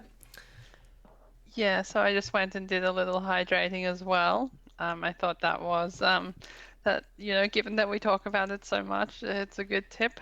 So what's my favorite runner archetype? So I've tried decks from all three factions in all three main factions. The Apex stands will be at our throats. But I think I really did like the Anarchs and Shapers especially. Even though I have played Criminal a bit in the past, I found that um, when the games go well, it can be really strong, but you don't have as much of an ability to come back from behind. Whereas with Anarch and Shaper, you had more of a concentrated game plan that wasn't so reliant on sort of getting the upper hand on your opponent. So I think one of those may be the Shaper Apocalypse deck that I played. Like I haven't played Apocalypse too much, or maybe the I did a Heshiko as well that was a bit more sort of regular. But both of those I found. If you can come back from behind, that's really critical to deal with the different speeds of corpse that we have in the metagame right now. Yeah, it's pretty amazing just from those couple of games that we spectated to see HB being able to, just as one court faction, present two vastly different speeds. The single remote deck, obviously presenting you with a tower of ice that you need to get through repeatedly, but then the sports metal deck presenting you with lots of aggressive threats early in the game. It seems like a large puzzle for runner decks to try and unlock that. Exactly right. So round two is up. So I'll Cool. just have a look at pairings and try and find a A group. suitable game for us to jump into? No Hmm. worries. Um, Yin Silver had a similar question. What decks are people enjoying playing at the moment? Haven't played much standard, so hopefully the rest of our audience can chime in and give Yin Silver a few tips. And Dunch says, I'm a little bit too deep into zombie mode, didn't sleep enough. Yeah, sleep's always very important too, but if you're spectating today and not playing, then perhaps a good opportunity to just have a nice restful day, grab a good sleep tonight, and hopefully all will be good tomorrow. I hope that our stream and our company can not be too stressful an experience for you. But yes, especially when you're playing, that's absolutely true. I think all of us have probably been to tournaments when we've spent a bit too much time preparing or stressing or not sleeping particularly well beforehand. And if you do turn up and you're not mentally at your best, obviously that's going to have impacts on how it feels playing and how you go. I've been enjoying Rushy Built to Last, Just Gatekeepers, Endless Euless, and Forward Tempo. Says Anthem Cool. Endless Euless sounds like a fun thing to try out. Not a card that I ever ended up putting into a deck, I don't think, but a cool one. Yeah, I think it's cool. I find that sort of thing really interesting for ice design is how Mm, you, and I sort of try to do a similar thing for slot machine even, which is yeah. how can you make ice actually interesting against different types of breakers. And while Endless Eula doesn't do it the same way, in that it sort of We should have like invalidates the a breakers. slot machine mention counter on this stream, I think. Yeah, yeah. Well, you have to be known for something. Yeah. Um, So sorry, we Voitar are. says, I've really enjoyed the Blame Changer sports deck. Just goes so fast. Entirely fair enough. Mhm. I can understand that. Which table are we Definitely. jumping in on, Jess? Yep. So we are jumping in on table 5. Table 5. Am I missing it? There we are. Rotage. Okay. Rotage and Powchan. Yep. So Rotage, we're just looking at the chat now. Rotage says that he's from the UK and Powchan they are from South Korea, which Cool. is cool. Yeah, really cool to see the Netrunner scene, especially in places that we don't hear too much about. Absolutely. And do we know what decks we're seeing here? Yes, we do. So Rotage is on the corp side playing the outfit family owned and operated, one of the only Waylands, I think, or not the only Waylands rather. I think there's a ton of Arguses, Jemisons, and Wayland built to last, but one of the two outfits. Okay. And On the runner side, Rotage is playing Tau Salonga. So Rotage has published a few. He's known for playing the Shaper decks. So he's published both APOC and sort of non-APOC versions of Tau, which is really interesting. And Pao Chan is playing Sports Medal on the Corp side and Lat on the runner side. So lots of Shapers today we've seen, which um, is good. I think there's quite a few runners. Maybe I'll try and get a criminal next time, Hmm. just so we can get some variety. But definitely, there's sure to be a ton of variety, even with the same, even with two of the same. Identities or factions still Yeah. can be a ton of internal variety. And what did you say Pao Chan was playing on the corp side? So they are playing on the corp side sports medal. Sportsman, okay. Cool. A couple of interesting ones here. Good to have the outfit and Lat, who we haven't seen on the stream yet. So the outfit, again, a really interesting one. What are the big synergies these days in terms of bad publicity that the outfit might be leaning into? Yeah, so Yep. definitely things like Too Big to Fail Mm-hmm. is a classic Set. from the same set, but also ice like Trebuchet is a really strong illicit ice. But also they might just Rotage might just be doing a super a rush deck, which we saw quite a bit with like just 5/3s and hostiles, just trying to leverage that agenda suite. So it's Mm-hmm. possible he might not even be playing that any big illicit ice, more just using the outfit as sort of a boost to the hostiles and the too big to fails to try and get an early credit lead over his opponent. Because that's another way to leverage the bad publicity is to not really have any ice that interacts with it. And do the lat builds tend to be leading into the Rozekis and the large setups like what we saw in the last Shaper deck, or is there something specific going on for lat in the metagame at the moment? Yeah, so it definitely could be either, right? It could be either a pawn shop type deck where you try and go a bit fast and maybe do an early apocalypse, or it could be a slower deck where you're trying to build Rozekis. I think Lat, um, similar to the other shapers nowadays, like Tao and Wu, who we've seen, Tao, who we'll see later on, none of them really push you towards a particular build. They all just give you some advantage in one particular way. So they're more about what sort of micro synergies you want to put in your deck to build. Like with Lat, if you're playing Apocalypse, you might often want to play Out of the Ashes since you can discard the Out of the Ashes and then draw. If your corp opponent has 5 cards as well. Mm-hmm. And also, you can play, cards that are installed on the board and give you resources like a telework contract allows you to click it once per turn, or things that give you click abilities to sort of manage how your economy goes. So I think the shapers are more about taking the general best shaper economy cards, Sure Gamble as always, but also creativity, commission, and pawn shop if you want to play that, Rozeki if you want to play that, and just tailoring them in different ways to attack different corps. Cool. So it could be a Swiss Army knife if you like. A lot of different options. Yeah, and I mean, I think it's not like each of the decks will be a Swiss Army knife in that sense, but definitely the identities you can't necessarily Yeah. tell, you can't necessarily pigeonhole them into one specific way of interacting with the corp. Like immediately from Palchan, we A see piece in peace our time. in our time, which Wow. is really is a card that we haven't seen in a while, but very strong in terms of pushing for a slower game where you both have a ton of resources and you just try and uh, lock the corp out of interacting of managing their game plan. And we've got a pawn shop into a misdirection. So obviously, Pao Chan having a read that Rotage is going for some kind of tag related plan.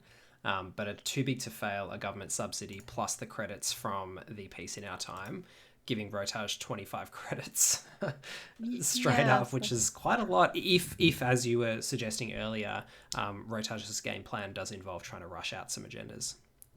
Yeah, definitely. So I think there's a couple things, right? The first is that we see that Powertrain is doing a pawn shop strategy, so immediately the misdirection can be useful in trying to match the credit lead, even Yeah. if even if the Rotage may or may not have hard-hitting news, like even if he doesn't, it's great to have misdirection just so you don't face plant into a hard-hitting news. And I know a lot about that, but it looks like Rotage is sort of doing the very rush 5-3 style, Yep. where you just try and get a big economy lead early.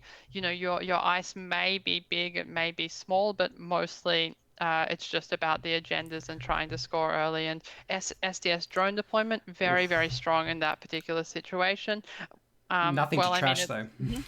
It's strong in a lot of situations. But having that certainty that you're going to be able to uh, get either score it or put the runner really down on tempo, I think Mm. enables this sort of deck, even if you don't get full value from it all the time. And even there, seeing the pawn shop, it means now knowing SDS drone deployments in the deck, it's a lot harder for Powchan to just go trashing even programs like that misdirection if they then can't pay the cost on SDS drone deployment. So it just adds that extra little tax to their game plan as well. Exactly, and yeah, of course, SDS drone deployment, simul chip is a natural foil, but you can still get into situations where you really tax their simul chips, and it might seem like now for Rotage, taxing the simul chip SMC engine might be more profitable than taxing PowerChan on credits, which Yeah. with so much bad pub, it doesn't really look like Rotage was set up to do that to begin with. Yeah. Um, and so we're seeing the Powchan's economy obviously getting online, but that turn on piece in our time really did, I think, give Rotage a bit of a speed boost, although the difference between 28 and 23 is probably not hugely significant at this point. I think the government subsidy and the too big to fail probably had a lot to do with that as well. So a clock coming down here. Are these decks playing some of the Jemison fast advanced tools as well? Is that what we're expecting possibly? Is that why the clock might come down, or is it just another ASOP's target? Potentially, of course, with ESOPs, it's a very low risk to try and install something like that, and definitely against Audacity Project Atlas, it could be useful. But at the very least, we can be pretty sure that Rotage has more hostiles. Mm, mm. So if you're making Powchan, if you're Rotage and you're making Powchan score 3 agendas to win the game, the difference between the hostile being stuck in hand and being scored to get it out of the game can be pretty significant. For sure. So two bad publicity already here, which is always, as someone who's played a lot of these Wayland decks that try to go aggressive and build up bad publicity, you have to be very careful with your ice design to make sure that you are still taxing a little bit, particularly when you're paying for ice like Bulwark. You want to be making sure that it's doing something very relevant and something that's likely to actually put you ahead of what runners in the metagame are doing. How do you think Rotage is feeling about having to res this Bulwark here? I think not great. Yeah. Against a big shaper, N'Golo is always going to crack your ice suite. Yeah. So it may be possible that this is just the first step in creating a server that is difficult to get into, but it's a pretty expensive first step. Although on the other hand, Rotage still has 21 credits, so really it Mm. only put him down 7 credits, which 7 credits for the corp. 7 credits for the runner. It's not the worst exchange in the world, especially since Palchan didn't score anything in the exchange. But we did see a troubleshooter And a was Rashida? taken out and a Rashida. Yeah. Troubleshooter, sort of an old school classic, and I'm not surprised that it's being played in this sort of outfit Mm. where you have the program destruction, either theme or sub theme as well. Absolutely. Do we think we're going to see another ice go down here? No. So we've just got the install behind the book, which I think there are bad publicity, but there's only 3. So it's still costing some credits to get past that bulwark, some actual credits, plus the click to run. I like that play. I like in this kind of deck for Rotage to be keeping some kind of pressure on. Yeah, definitely. And I mean, even if he does have some big eyes, spending two of your limited number of big eyes protecting the remote, when you know that you're going to have to protect R&D from conduit, which is the new shaper medium, Mm-hmm. at some point in the game, doesn't seem like necessarily the long-term strategy, since unless Rotage, like maybe if Rotage does have one agenda in hand, but that's riding a lot of hopes on that one agenda. Mm.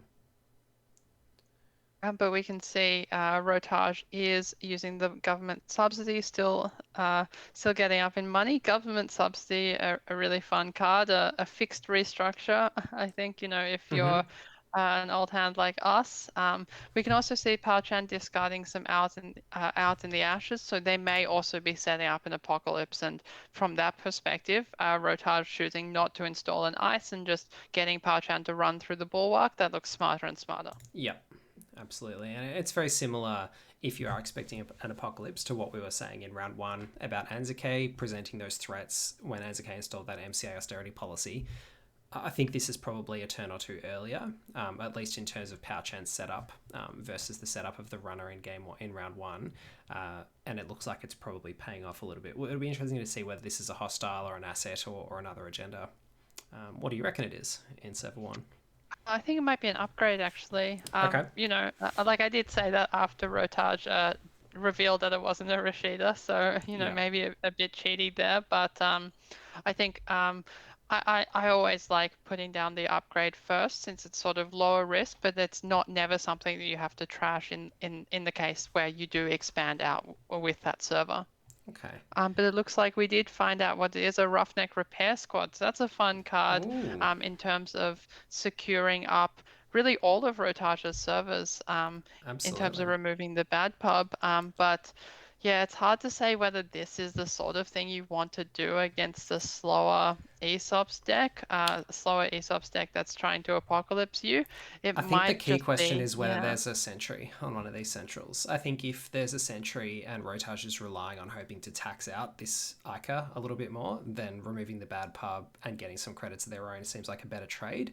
But if not, then I'm with you. I think a more aggressive play might have been good there.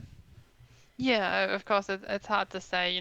We're looking at this, not knowing the cards in the hand, but even if we did know, not knowing the specific thought patterns, and so much of Netrunner is just about, working out a game plan on the fly and sort of looking at how do you win? Like that's the critical question in every scenario is how do we take the game state and the board state into a way that'll will get you to the win.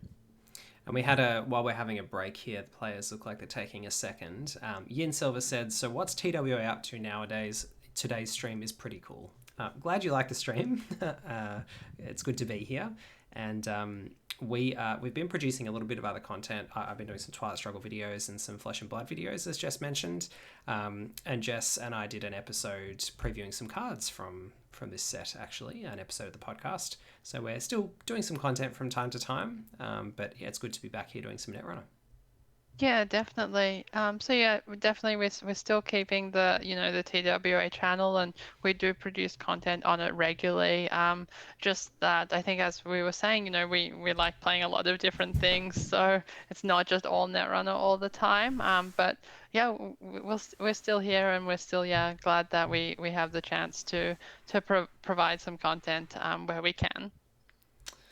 Yeah, so one thing I do like about Roughneck Repair Squad is that it does change a little bit of the long-term arithmetic for these sort of matchups. One of the difficulties with playing, when we used to play an aggressive Argus list with lots of bad publicity is you can get to a point in the game where you can't overcome if the runner gets into the game economically, you really have no way back other than really huge pieces of ice.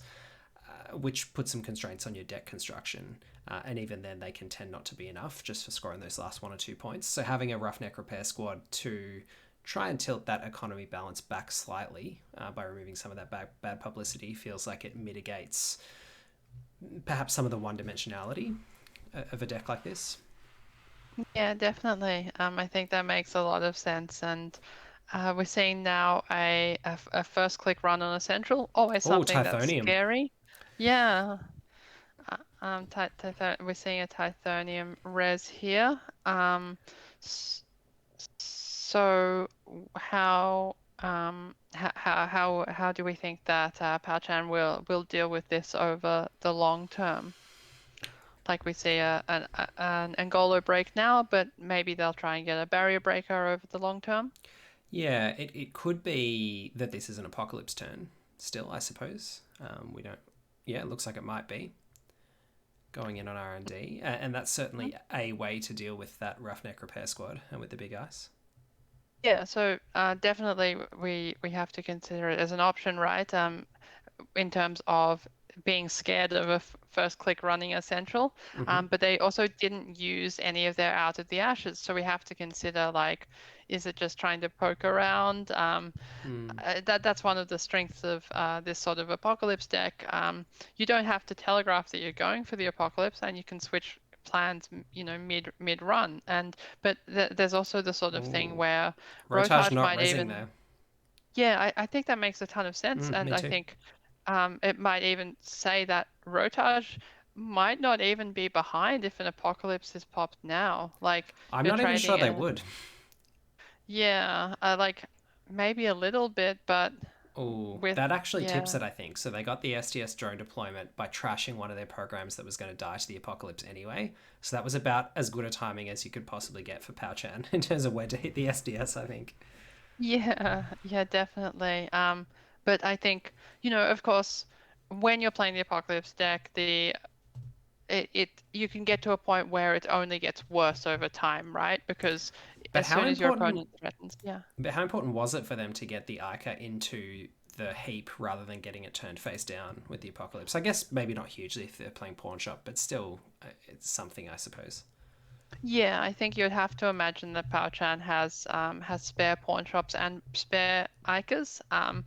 Mm. So, I think often you just have to consider that, yeah, some of your things will get turned face down and you're going to be without them for a little bit. But I think with SMC and Simul chip, usually you're pretty well set up against stranding things in the face down zone.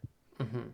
So we saw a Spin Doctor shuffling Tithonium back in, and then we see an install on R&D.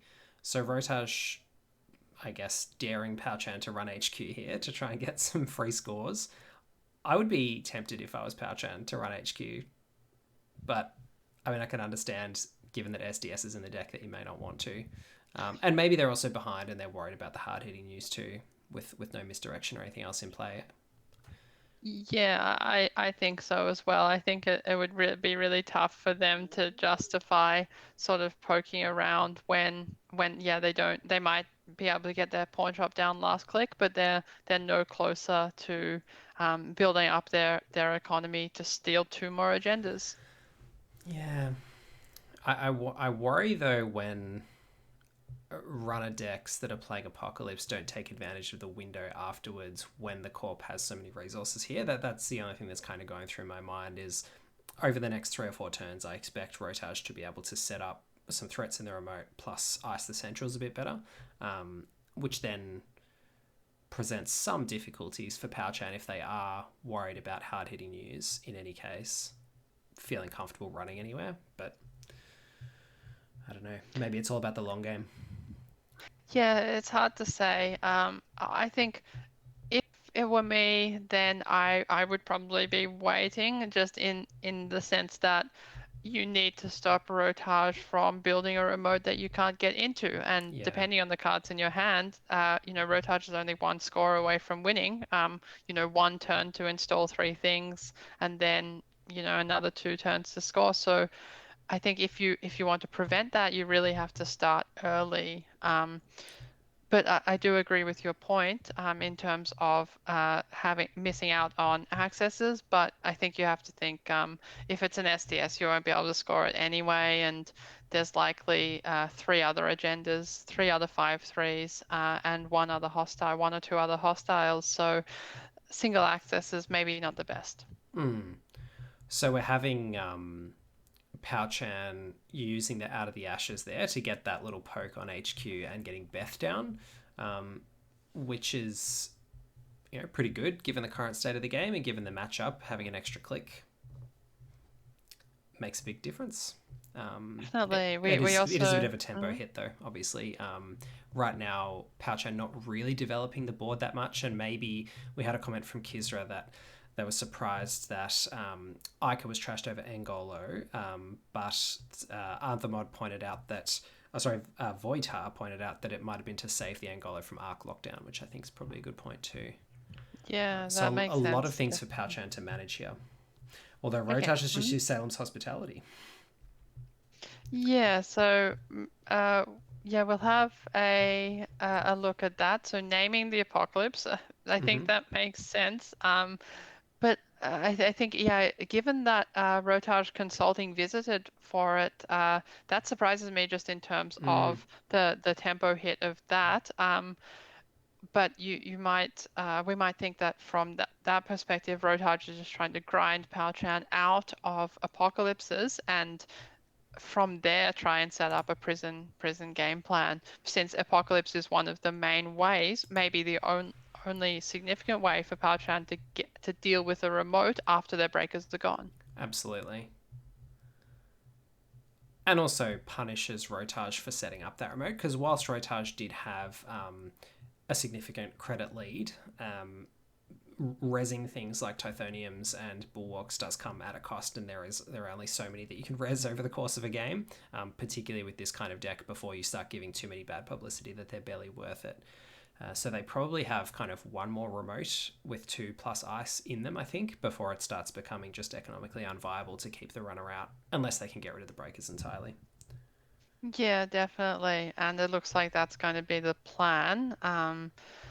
In terms of how Rotage is going to set up a remote. Like there's no levy nowadays, so if something's arc lockdown or if the simul chips are gone, even disregarding the arc lockdown, if you can get 3 simul chips out and any recursion that the runner might have, then I think it doesn't matter as much what happened before then.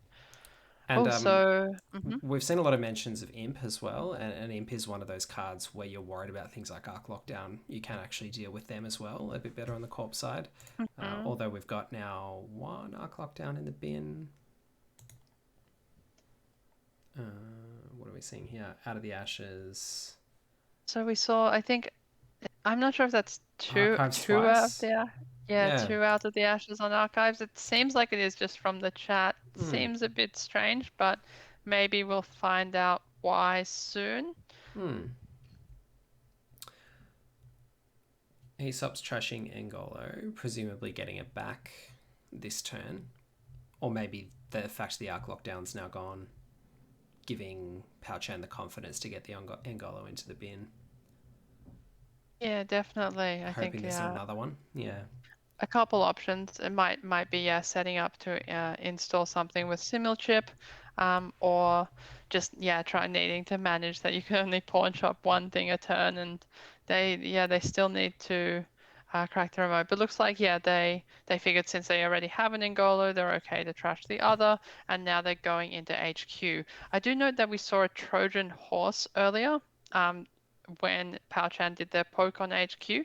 So they must be thinking about that. I'll just read out what Trojan Horse does. So you can only play it if the runner accessed at least 1 card, and then you do a trace. Trace 4, if successful, you trash an installed program with an install cost less than or equal to the amount that you match the trace. So it's a power grid overload for programs. If that reference means anything to our listener base. But definitely something that Palchan would have to keep in mind. Seems like Rotage is really committed to locking Palchan out of a particular one particular breaker type. It might be that Rotage has all barriers. Certainly, right now, it seems like that's very possible. Which I think is a really good strategy for these kinds of decks that have a bit of spiky ice, if you like, and try and present also some really powerful large ice to the runner. If you can lock them out of one breaker type over the course of a game when you think that they're perhaps skirting a little bit close to that with their deck design, that can be a really good strategy. Definitely. So yeah, we see that Palchan has Ngolo, but Ngolo is not going to get you into a 2 ice remote. So although it did do a very good job here of cracking HQ and allowing Palchan to steal a send a message. So send a message is a card from the newest set, which is a priority requisition that triggers on steal or score. So when it's scored or stolen, you may res one installed piece of ice, ignoring all costs. Wow. But we can see that Rotage chose not to use the trigger. My suspicion there is because it's an illicit ice, and even if you send the message, you don't prevent the bad publicity being gained. So Rotage might figure that it's not worth it to res, since that might signify that HQ is weak. Yeah, and it also, information is really important. And if, as Pouchan suggested, it is an archer, for example, that's a lot more powerful if you don't know that it's coming. And it also doesn't, it's not a huge credit saving. Yeah, that's true. Of course, it's not necessarily one thing or another, but it is worthwhile to point out that even though there is the Angolo can get through basically any ice once per turn. The Rotage does choose still not to res, considering the information more important than the credits. Yeah. And the And we see. hostile coming down. Yeah. Yeah, exactly. So we see the hostile scored. Probably not super useful from Rotage in terms of scoring points, but it might enable an agenda to be lost. And it gives Rotage some credits, and It's it gets also it one out of Rotage the. couldn't afford to have Pouchan score. Yes, exactly. It Yeah. gets the hostile out of the game, which is really good for Rotage. So looks like, these outfit decks, you can have 2 hostiles or 3 hostiles, but either way, not a ton of agendas left in the game. I have to say, given the way Rotage is played, it seems to me like there are a few agendas in HQ. I don't know, but there aren't a lot of ice coming down. There's not a lot of pressure in terms of trying to set up a remote. So there are either agenda cards or operations that aren't doing a lot in terms of advancing the board state. Yeah, I think it could be either. I think there are a couple of hints, if you're in Power Chan's position, you're trying to figure it out. The first is that Rotage Consulting visited for the Salems. Yeah. So like Rotage, we can assume that the 3 of the NBN Alliance goes to Spin Doctor, but the others might be, some operations, and Rotage didn't have a Salem's to spare there.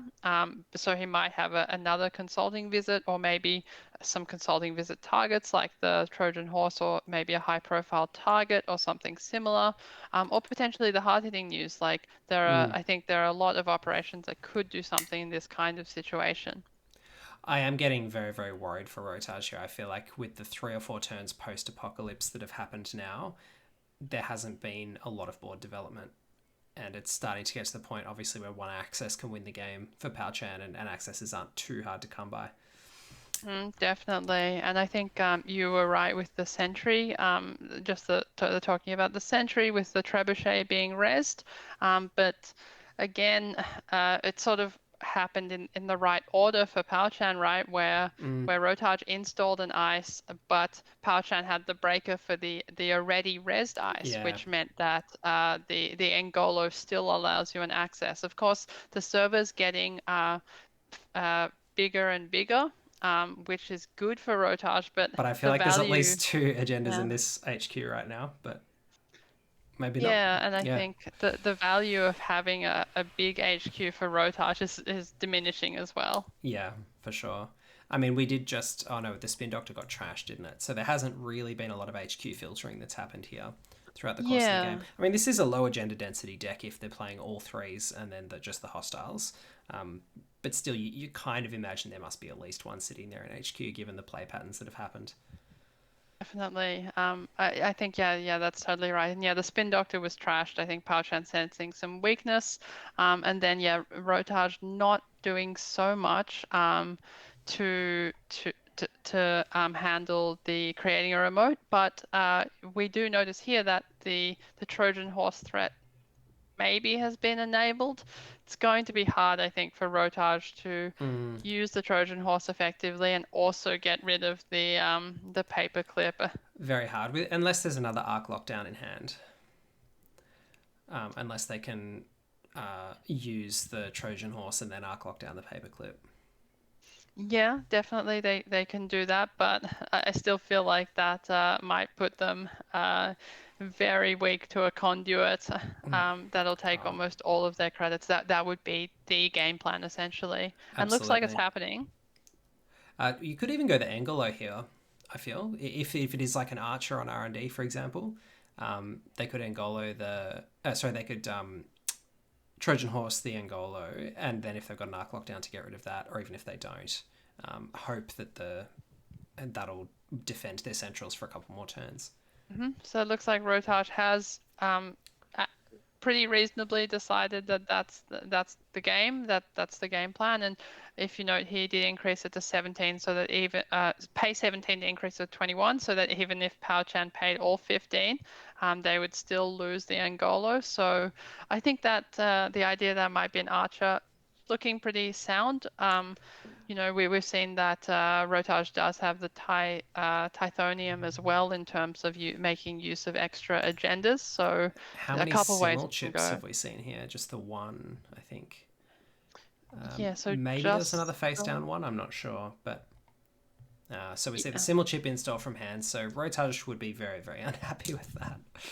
Yes, but I feel like with 7 card or 10, maybe 10 or 11 cards at the start of the turn for Power Chan, you'd have to expect a simul chip to be found at some point. But it's also, yeah, you're really I think in Rotage's position, you're in a tough spot there. Just the amount of resources spent shoring up HQ, I think, didn't put him in a great position in terms of progressing his game plan. And it is only 6 credits to break. So it's 8 credits, including using the gain a code gate ability, and 5 bad publicity. So only 3 real credits to go through an archer once the Angolo's in play. Yeah. Yeah, it's really tough. Oh, so we see Harmony AR. That's a fun card, sort of a mini levy. Oh yeah. So that's a card that, has a lot of value in these types of matchups. I feel like Rotage must be pretty unhappy to see that at this point, just in terms of the ability of lock Power Chan out, in terms of giving Power Chan the ability to use their symbol chip now, and also being able to shuffle in, not just one symbol chip, but also 4 more useful cards in terms of getting into servers, even probably an Apocalypse at this stage. Yeah, definitely. And Rotage would have been very happy about trashing 2 Apocalypse, because I think one of our commenters commented earlier that just the influence spread with Peace in Our Time in the deck seemed to indicate that maybe it was just 2 Apocalypse, with the inclusion of Clot and everything else. So if that may have been both in the bin. Yeah, very possible. Like we saw the paperclip, the Clot, that's 5 already. 2 Apocalypses 11. So yeah, if Peace in Our Time could easily mean that it's only 2, which makes it a really clutch play to Salem's the Apocalypse there a few turns ago. Yeah. And we're now looking at a situation where I think if Rotage gets Apocalypsed here, it's very, very difficult for them to come back with 5 bad publicity and ever really be able to score anything in a remote, especially with the simul chips going back into the deck and by the look of things, Pao Chan being able to keep all of their breakers online. That's true. But on the I was sorry, you just go. gonna, Yeah. there's also looks like maybe a Chrysium potentially in HQ or something else there, but 2 R&D accesses here. Yeah, I think I was going to say that, yes, that is true. I think Rotage is well defended from Apocalypse, but whether that's the nature of the game, it seems hard to say at this point when Rotage has 5 credits and 5 bad pub. Doesn't seem like Pao Chan is going to need to land that Apocalypse to find the last agenda, but And there it is. Yeah. So it would be interesting to see. Rotage might mention how many they had in hand at the end there, but I imagine it was at least a couple. There's no economy operations coming out, no economy assets coming out from Rotage in the last few turns. Very few ice. Yeah. Yeah, for sure. And yeah, it was a Chrysium grid and a magnet on R&D. I might just take a break to feed my cat, who Absolutely. is very meowy. So we'll just be back in 2 minutes with game 2. We'll see you all soon.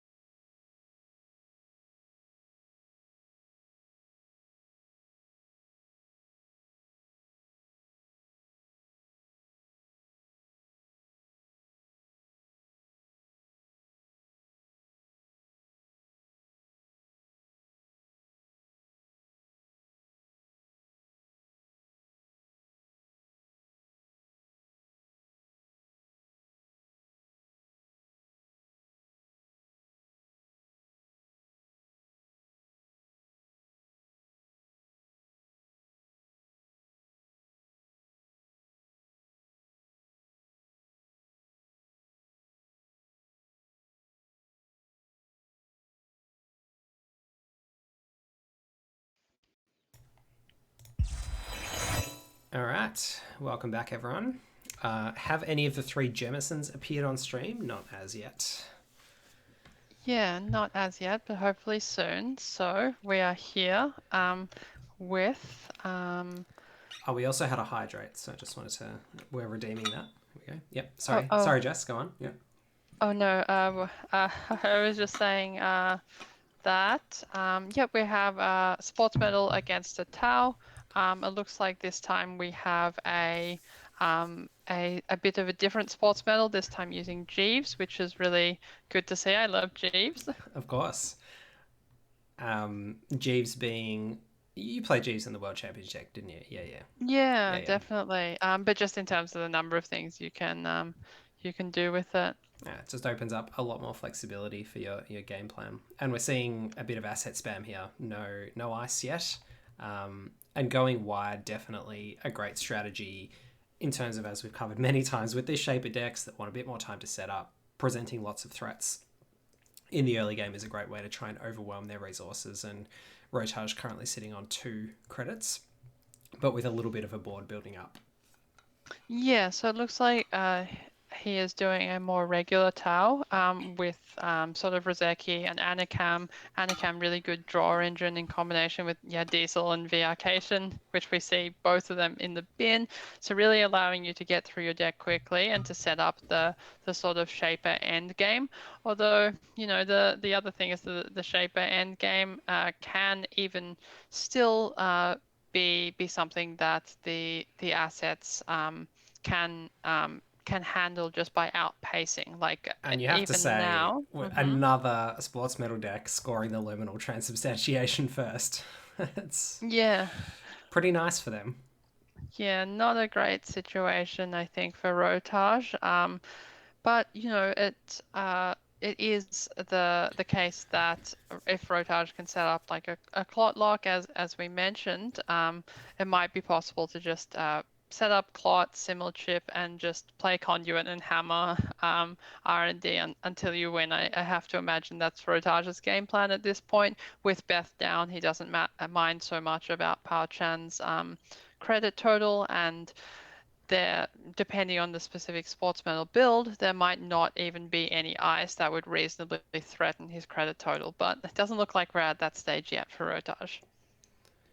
Giles says, looks like Dave is on FTM, which is Oh, free the masses, feed the masses. Is that right? yeah. The one where you reveal the cards from reveal the more copies of Fear the Masses from HQ, and you mill them for that many cards, or you place that many cards from R&D into archives. Yes. To be specific. Yeah, mill hasn't been keyworded in Netrunner yet. No. But yeah, that's interesting. That I guess sort of makes sense with the memory diamond increasing your hand size. So it's possible that Powchan is under more pressure than they might imagine. Yeah. Just from how the game is going. And jailbreak. Okay, nice. We see that Jailbreak is accessing Audacity and Biotic, so that that clot threat, even if it is just an implicit threat right now, we can see it's definitely doing some work. Oh, definitely. And just with the nature of the game, the Jeeves is so much less threatening when you have a clot alive, because Jeeves requiring you to do multiple of the same action obviously synergizes really well with single remotes. If you can have the G's wide and then have one remote that has a bit of protection, you can never advance something in there. If you've got a couple of ice, whatever you install in there is a decent never advance threat, because it can actually be a 4 for 2 or a 4 advancement requirement agenda. But not. It's kind of a little bit harder for Powchan to threaten never advances here, unless they're going with, I'm just going to install my whole hand, and do you want to run everything? Which is a bit more more risky, but also I think not a bad place for them to go here.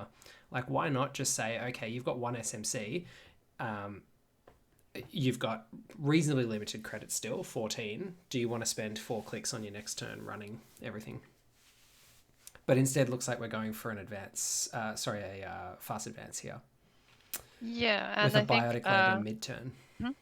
Yep, and I think yeah, we see that the Biotic Laborer allows Palchan to score a Mega Pre, which is strong. But still the first Mega Pre, bit of a similar situation to what we saw in the last round, where Palchan's threatening, scoring 3 points with a Mega Pre early, but Rotage still has a bit of time to set up, and I think Rotage is better positioned than Anzuke was last time, just in terms of having a much healthier credit total. Definitely, and I think it is going to be more challenging for Pao Chen here to score that next 2-pointer without fast advancing. Although the lack of clot there, it obviously would have been amazing for Rotage to do it after that biotic labor. And the fact that it wasn't fetched there makes me think it's probably not in the deck or it's in hand here. Yeah, it's hard to say at this point. It could be either. There's also the thing where, if you do have to develop your We've board, lost your it cam. can. Sorry, Jess, as well, if you turned it off. Oh, of course. Oh, how about we do this? Yep, just a bit of technical issue, but There we go. should be okay now. All good. So we are seeing a run on the Jeeves and a run on a second Jeeves that was installed, I think. Yeah, Yep. having the Jeeves on the Jeeves is a classic. Yep. And then the Maryland campaign still continuing. So Rotage there just kind of trimming the board a little bit, saying I don't want you to get too out of hand in terms of assets and servers, but looks like we're going for another fast advance here.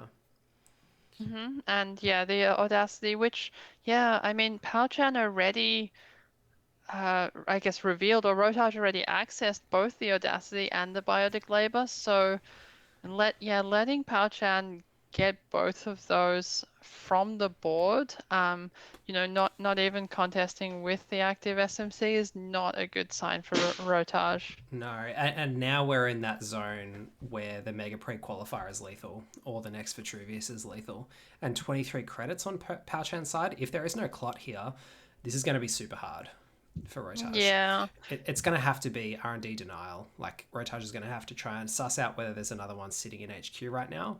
Otherwise, just say, you're never seeing the top card of R&D again. That's If it's an very agenda. hard against sports metal, though, Yeah. is the thing. Yep.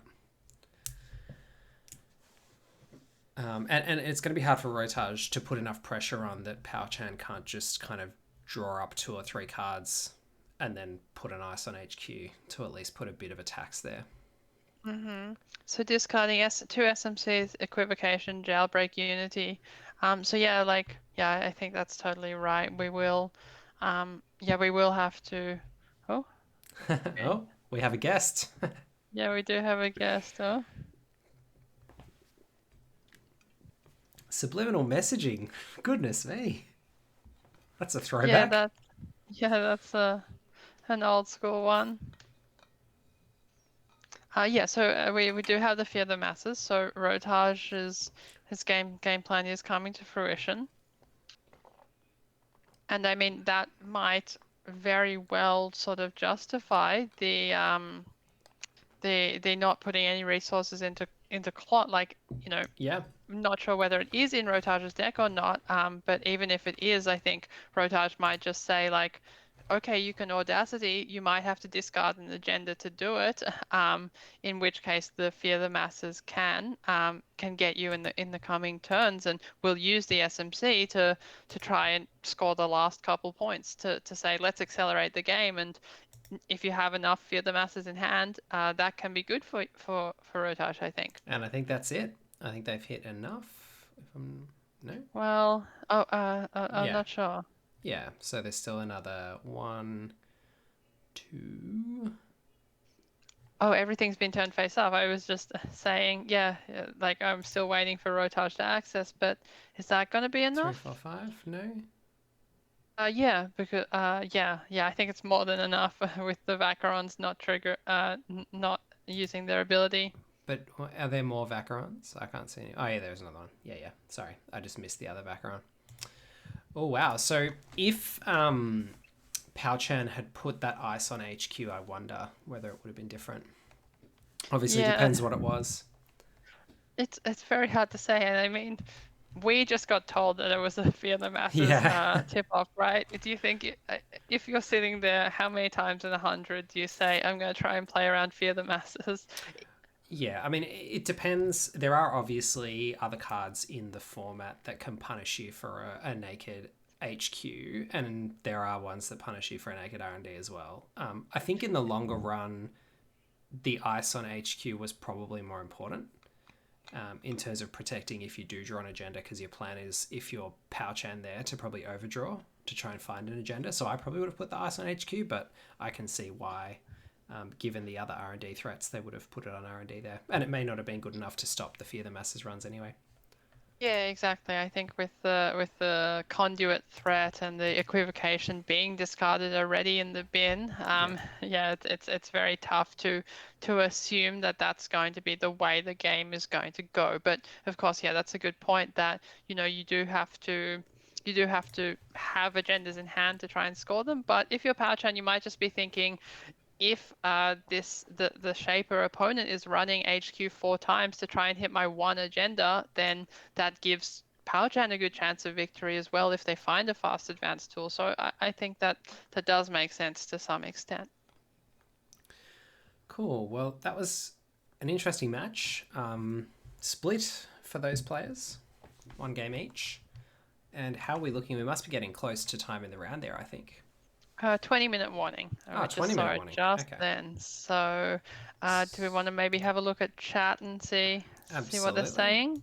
And while I find While another you find us game. another game, yeah. So Vacheron Hate is the flavor of the day. Classic Swiss killer gameplay by Rotage. Yeah, I mean, it was. If you don't know what's coming, then having really powerful, unexpected threats like Fear the Masses can be a huge deal in Swiss for sure. Giles Davis Music says, if you see the diamonds, it should tip you off to Fear the Masses, increasing the runner's hand size. That's fair. Interesting that Tao's ability didn't really do anything in that game with no ice installed on the co-op side. The player name is also a dead giveaway for shenanigans. Yeah, that's true. That is definitely true. Subliminal plus red level plus biotic plus Jeeves is so gross. True. Yeah, subliminal really good with Jeeves in allowing you to get that sort of extra click even without something like Biotic. Rotage says, yeah, I got lucky there was no ice. I'm not sure. I think it was the deck was designed to work that way, the Corp deck, and luckily the Fear the Masses kind of punished that just in time on match point. Tao's ability was having a 40 card minimum. Yes, that is always good. That is helpful when you're playing a 6 card combo that you want to find as quickly as possible.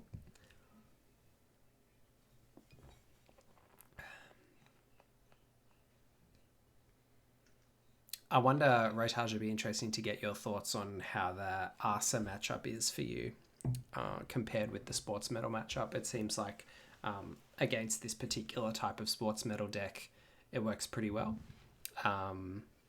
Do you find Sports Metal decks that are playing a lot more small ice more challenging, or do you find Arsa decks more challenging if they're able to protect with kind of medium-sized ice on the centrals?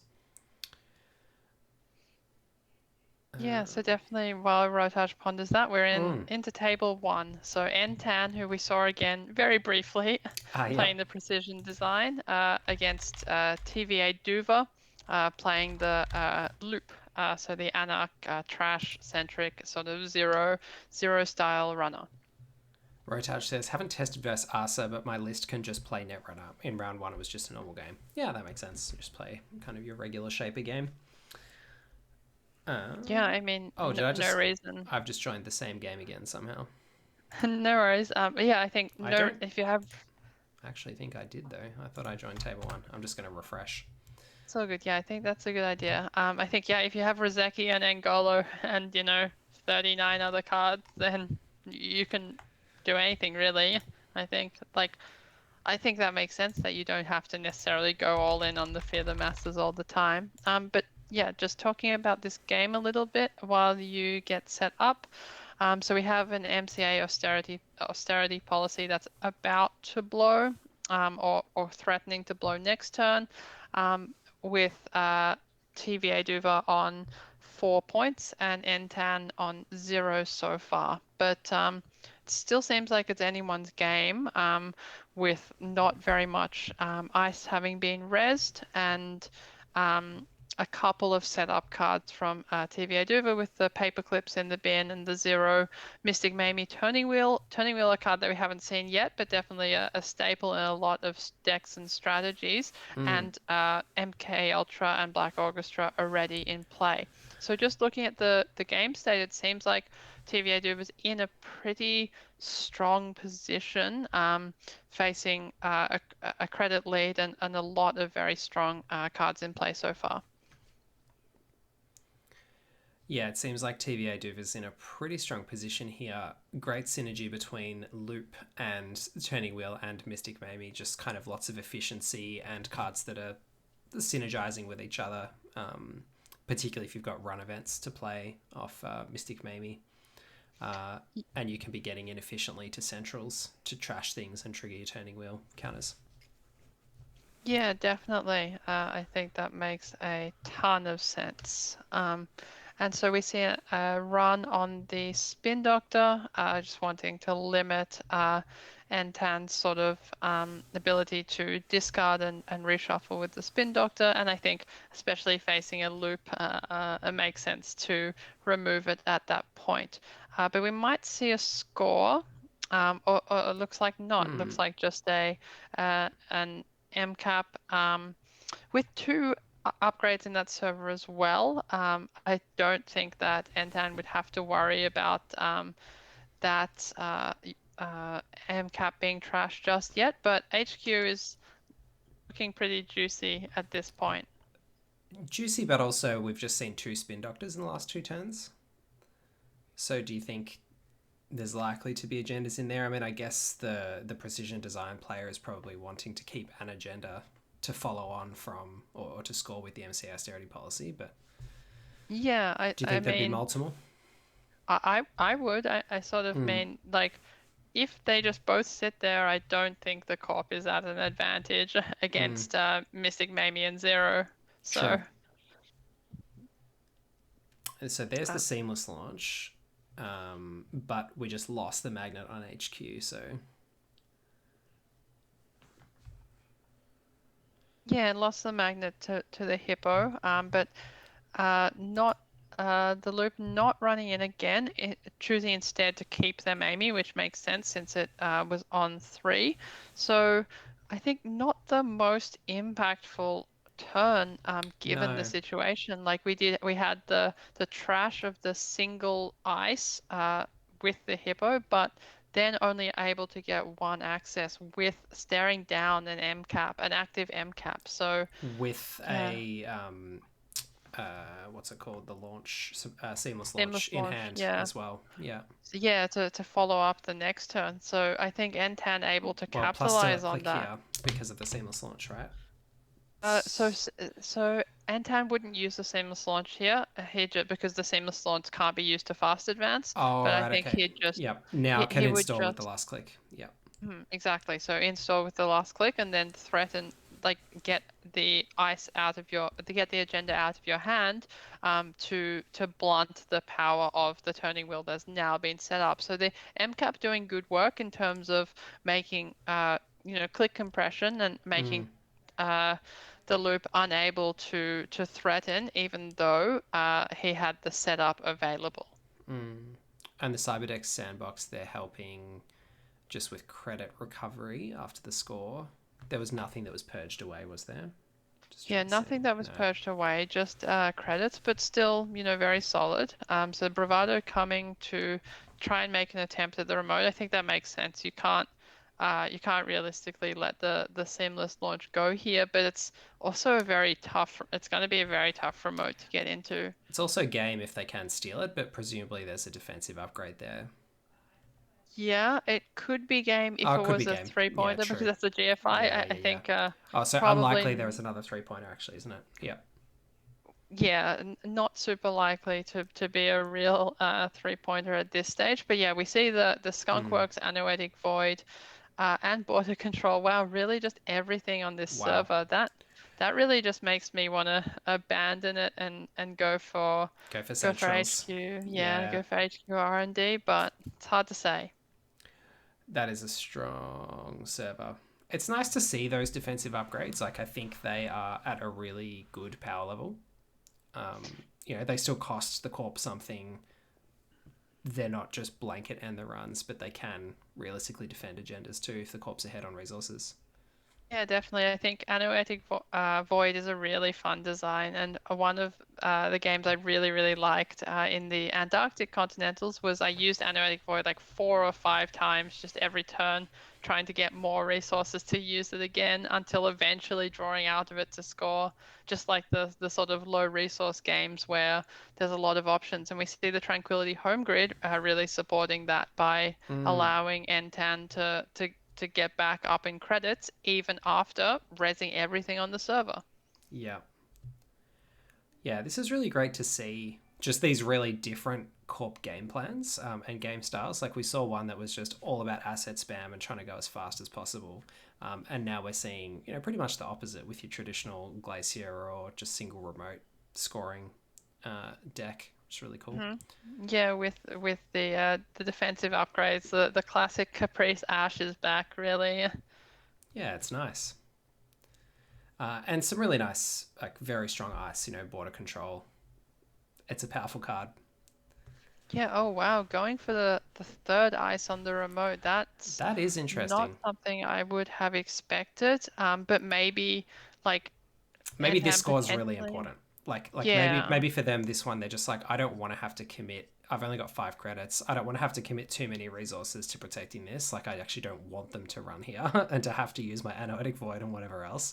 Let alone have them steal this, because if it's an off-world, if it's the gain 7-1, then maybe that's just really important to them coming back here. Yeah, definitely. It does seem like this is sort of the natural counterplay, Yeah, but if you've sort of figured out that this is okay, like as long as we don't see an apocalypse, which I think is unlikely given the influence spread, as long as we don't see an apocalypse, it's sort of like, especially as these kind of decks, you often have to say maybe that's okay if I'm trading some accesses on the centrals for getting to score my agenda. Sure you might lose, but you can't keep your opponents out of the centrals forever. yeah. So are we expecting apocalypse here, or do we not think that that's Oh, possible no, I don't think so. Just from with we their saw a influence spread? bravado. Yeah, yeah. Yeah, I think if you look at the heap, you can see There's already too a many, lot of but green and blue going on there, y- plus the yeah, turning wheel. Yeah, yeah. So it looks like just a more regular deck, and another which is good. A sandbox bit of coming out. Yeah, a bit of variety. And yeah, we saw the sandbox score. So yeah, I think that makes sense. Like you can think, sure, maybe the ice could do more at protecting HQ or R&D, but sometimes you just have to think, just cross your fingers and hope that the accesses aren't good if you're not going to get much from the from protecting the centrals anyway. So carnivore seems like it's gonna be a bit of a problem for pardon me, for Entan here, just contributing to the loop and the turning wheel and the efficiency of those accesses on the centrals. Because yeah, we're now one agenda away from victory for TVA Duva, so it's pretty sketchy here. I mean, we're obviously one GFI away from Entan winning as well. And if this server is pretty impenetrable given the defensive upgrades, I assume that we're going to see a big turning wheel run on R&D here. Yep, that looks like what's happening, which is a safe bet. Um, and yeah, it's tough. I mean, if you're Antan, I imagine you do have the GFI in hand. Like it would be hard to imagine sort of game plan if you don't. Otherwise, you would really need to find it. Because TVA Duvers are like bound to get into this position at some point, and when they do, you really need to be able to capitalize on that turning wheel missing agendas. You do. Just with the agenda density with so many 2-pointers in this deck, I feel like the chances, and given how late we are in the game with 3 spin doctors being out of the way, I feel like there's pretty low chance of TVA Duva not winning here. Yeah. Yeah, and so we do see two agendas being scored, and it's tough, but I think And this I is think actually a that great makes sense. segue. We just had some comments from Wind Up Bird saying, firstly, probably going to listen to all this over the next week as an intermediate player. Good to hear from how experienced Netrunner brains work. That's very kind of you. But also saying Anoetic Void seems like a really abusive card. I don't know, didn't know Netrunner had such uninteractive cards. I think Wind Up Bird, what we saw in this game is why cards like Anoetic Void are okay, because there's so many zones that the runner can attack. And when the Corp put so many resources into defending and establishing this remote, the runner could just pivot to the centrals and punish them with the turning wheel. Yeah, so that's kind of what balances it out a little bit. Yeah, I think so. In fact, Anoetic Void is one of my favorite cards from the new set, just in terms of how to deal with it. Like, as I said, I've had games where I forced the corp to use it 5, 6, 7 times in a game. I've had games where it can just be ignored, and sure, of course, it has games where it completely runs away. But often in those kind of games, all your other cards work together to do a similar thing, And and it's you also just like, need one more thing. Yeah. yeah, having corp decks that are able to establish and score through remotes is actually something that's very hard to design for, just given the way that the economy of the game functions and the way the action economy functions. It's really hard for a corp to defend all the zones effectively, and it's particularly hard for them to defend a telegraphed remote where it's pretty clear that they've got an agenda in there. So having cards like Anoetic Void is really the only way that you can make that game plan viable of establish and score through a remote. Yeah. So yeah, of course. The when you look at this, yeah, it's a sort of game plan. Yeah, it makes total sense, and I think it's a really fun card. And the runner TVA Duva went the perfect way around it, which is to say, okay, this remote is impenetrable, but that doesn't matter if you can't score 7 points through it. Yeah, and the other really important thing, which we kind of touched on a bit too, in terms of talking about how NTAN came to plan out how they were actually going to get the agendas from R&D, where they probably were, to the remote. They have to go from R&D, where they're vulnerable, through HQ, where they're vulnerable, to the remote, and NTAN has to kind of figure out a plan for how they're going to make that happen. And so when you've got that powerful remote but the weak centrals, that's how that the runner can pivot to trying to stop that from happening. Yeah, definitely. So just some housekeeping, I think. Mm, So after this round, there's going to be a 30-minute lunch break. So awesome. not going to be any not going to be any games. Maybe we can stick around and chat for a little bit. Maybe take a break to do some stuff. Yeah, might take a break to just rest the old vocal cords and hydrate, Mhm. maybe grab something to eat. But what time are we resuming? Do we have so about 30 minutes from now?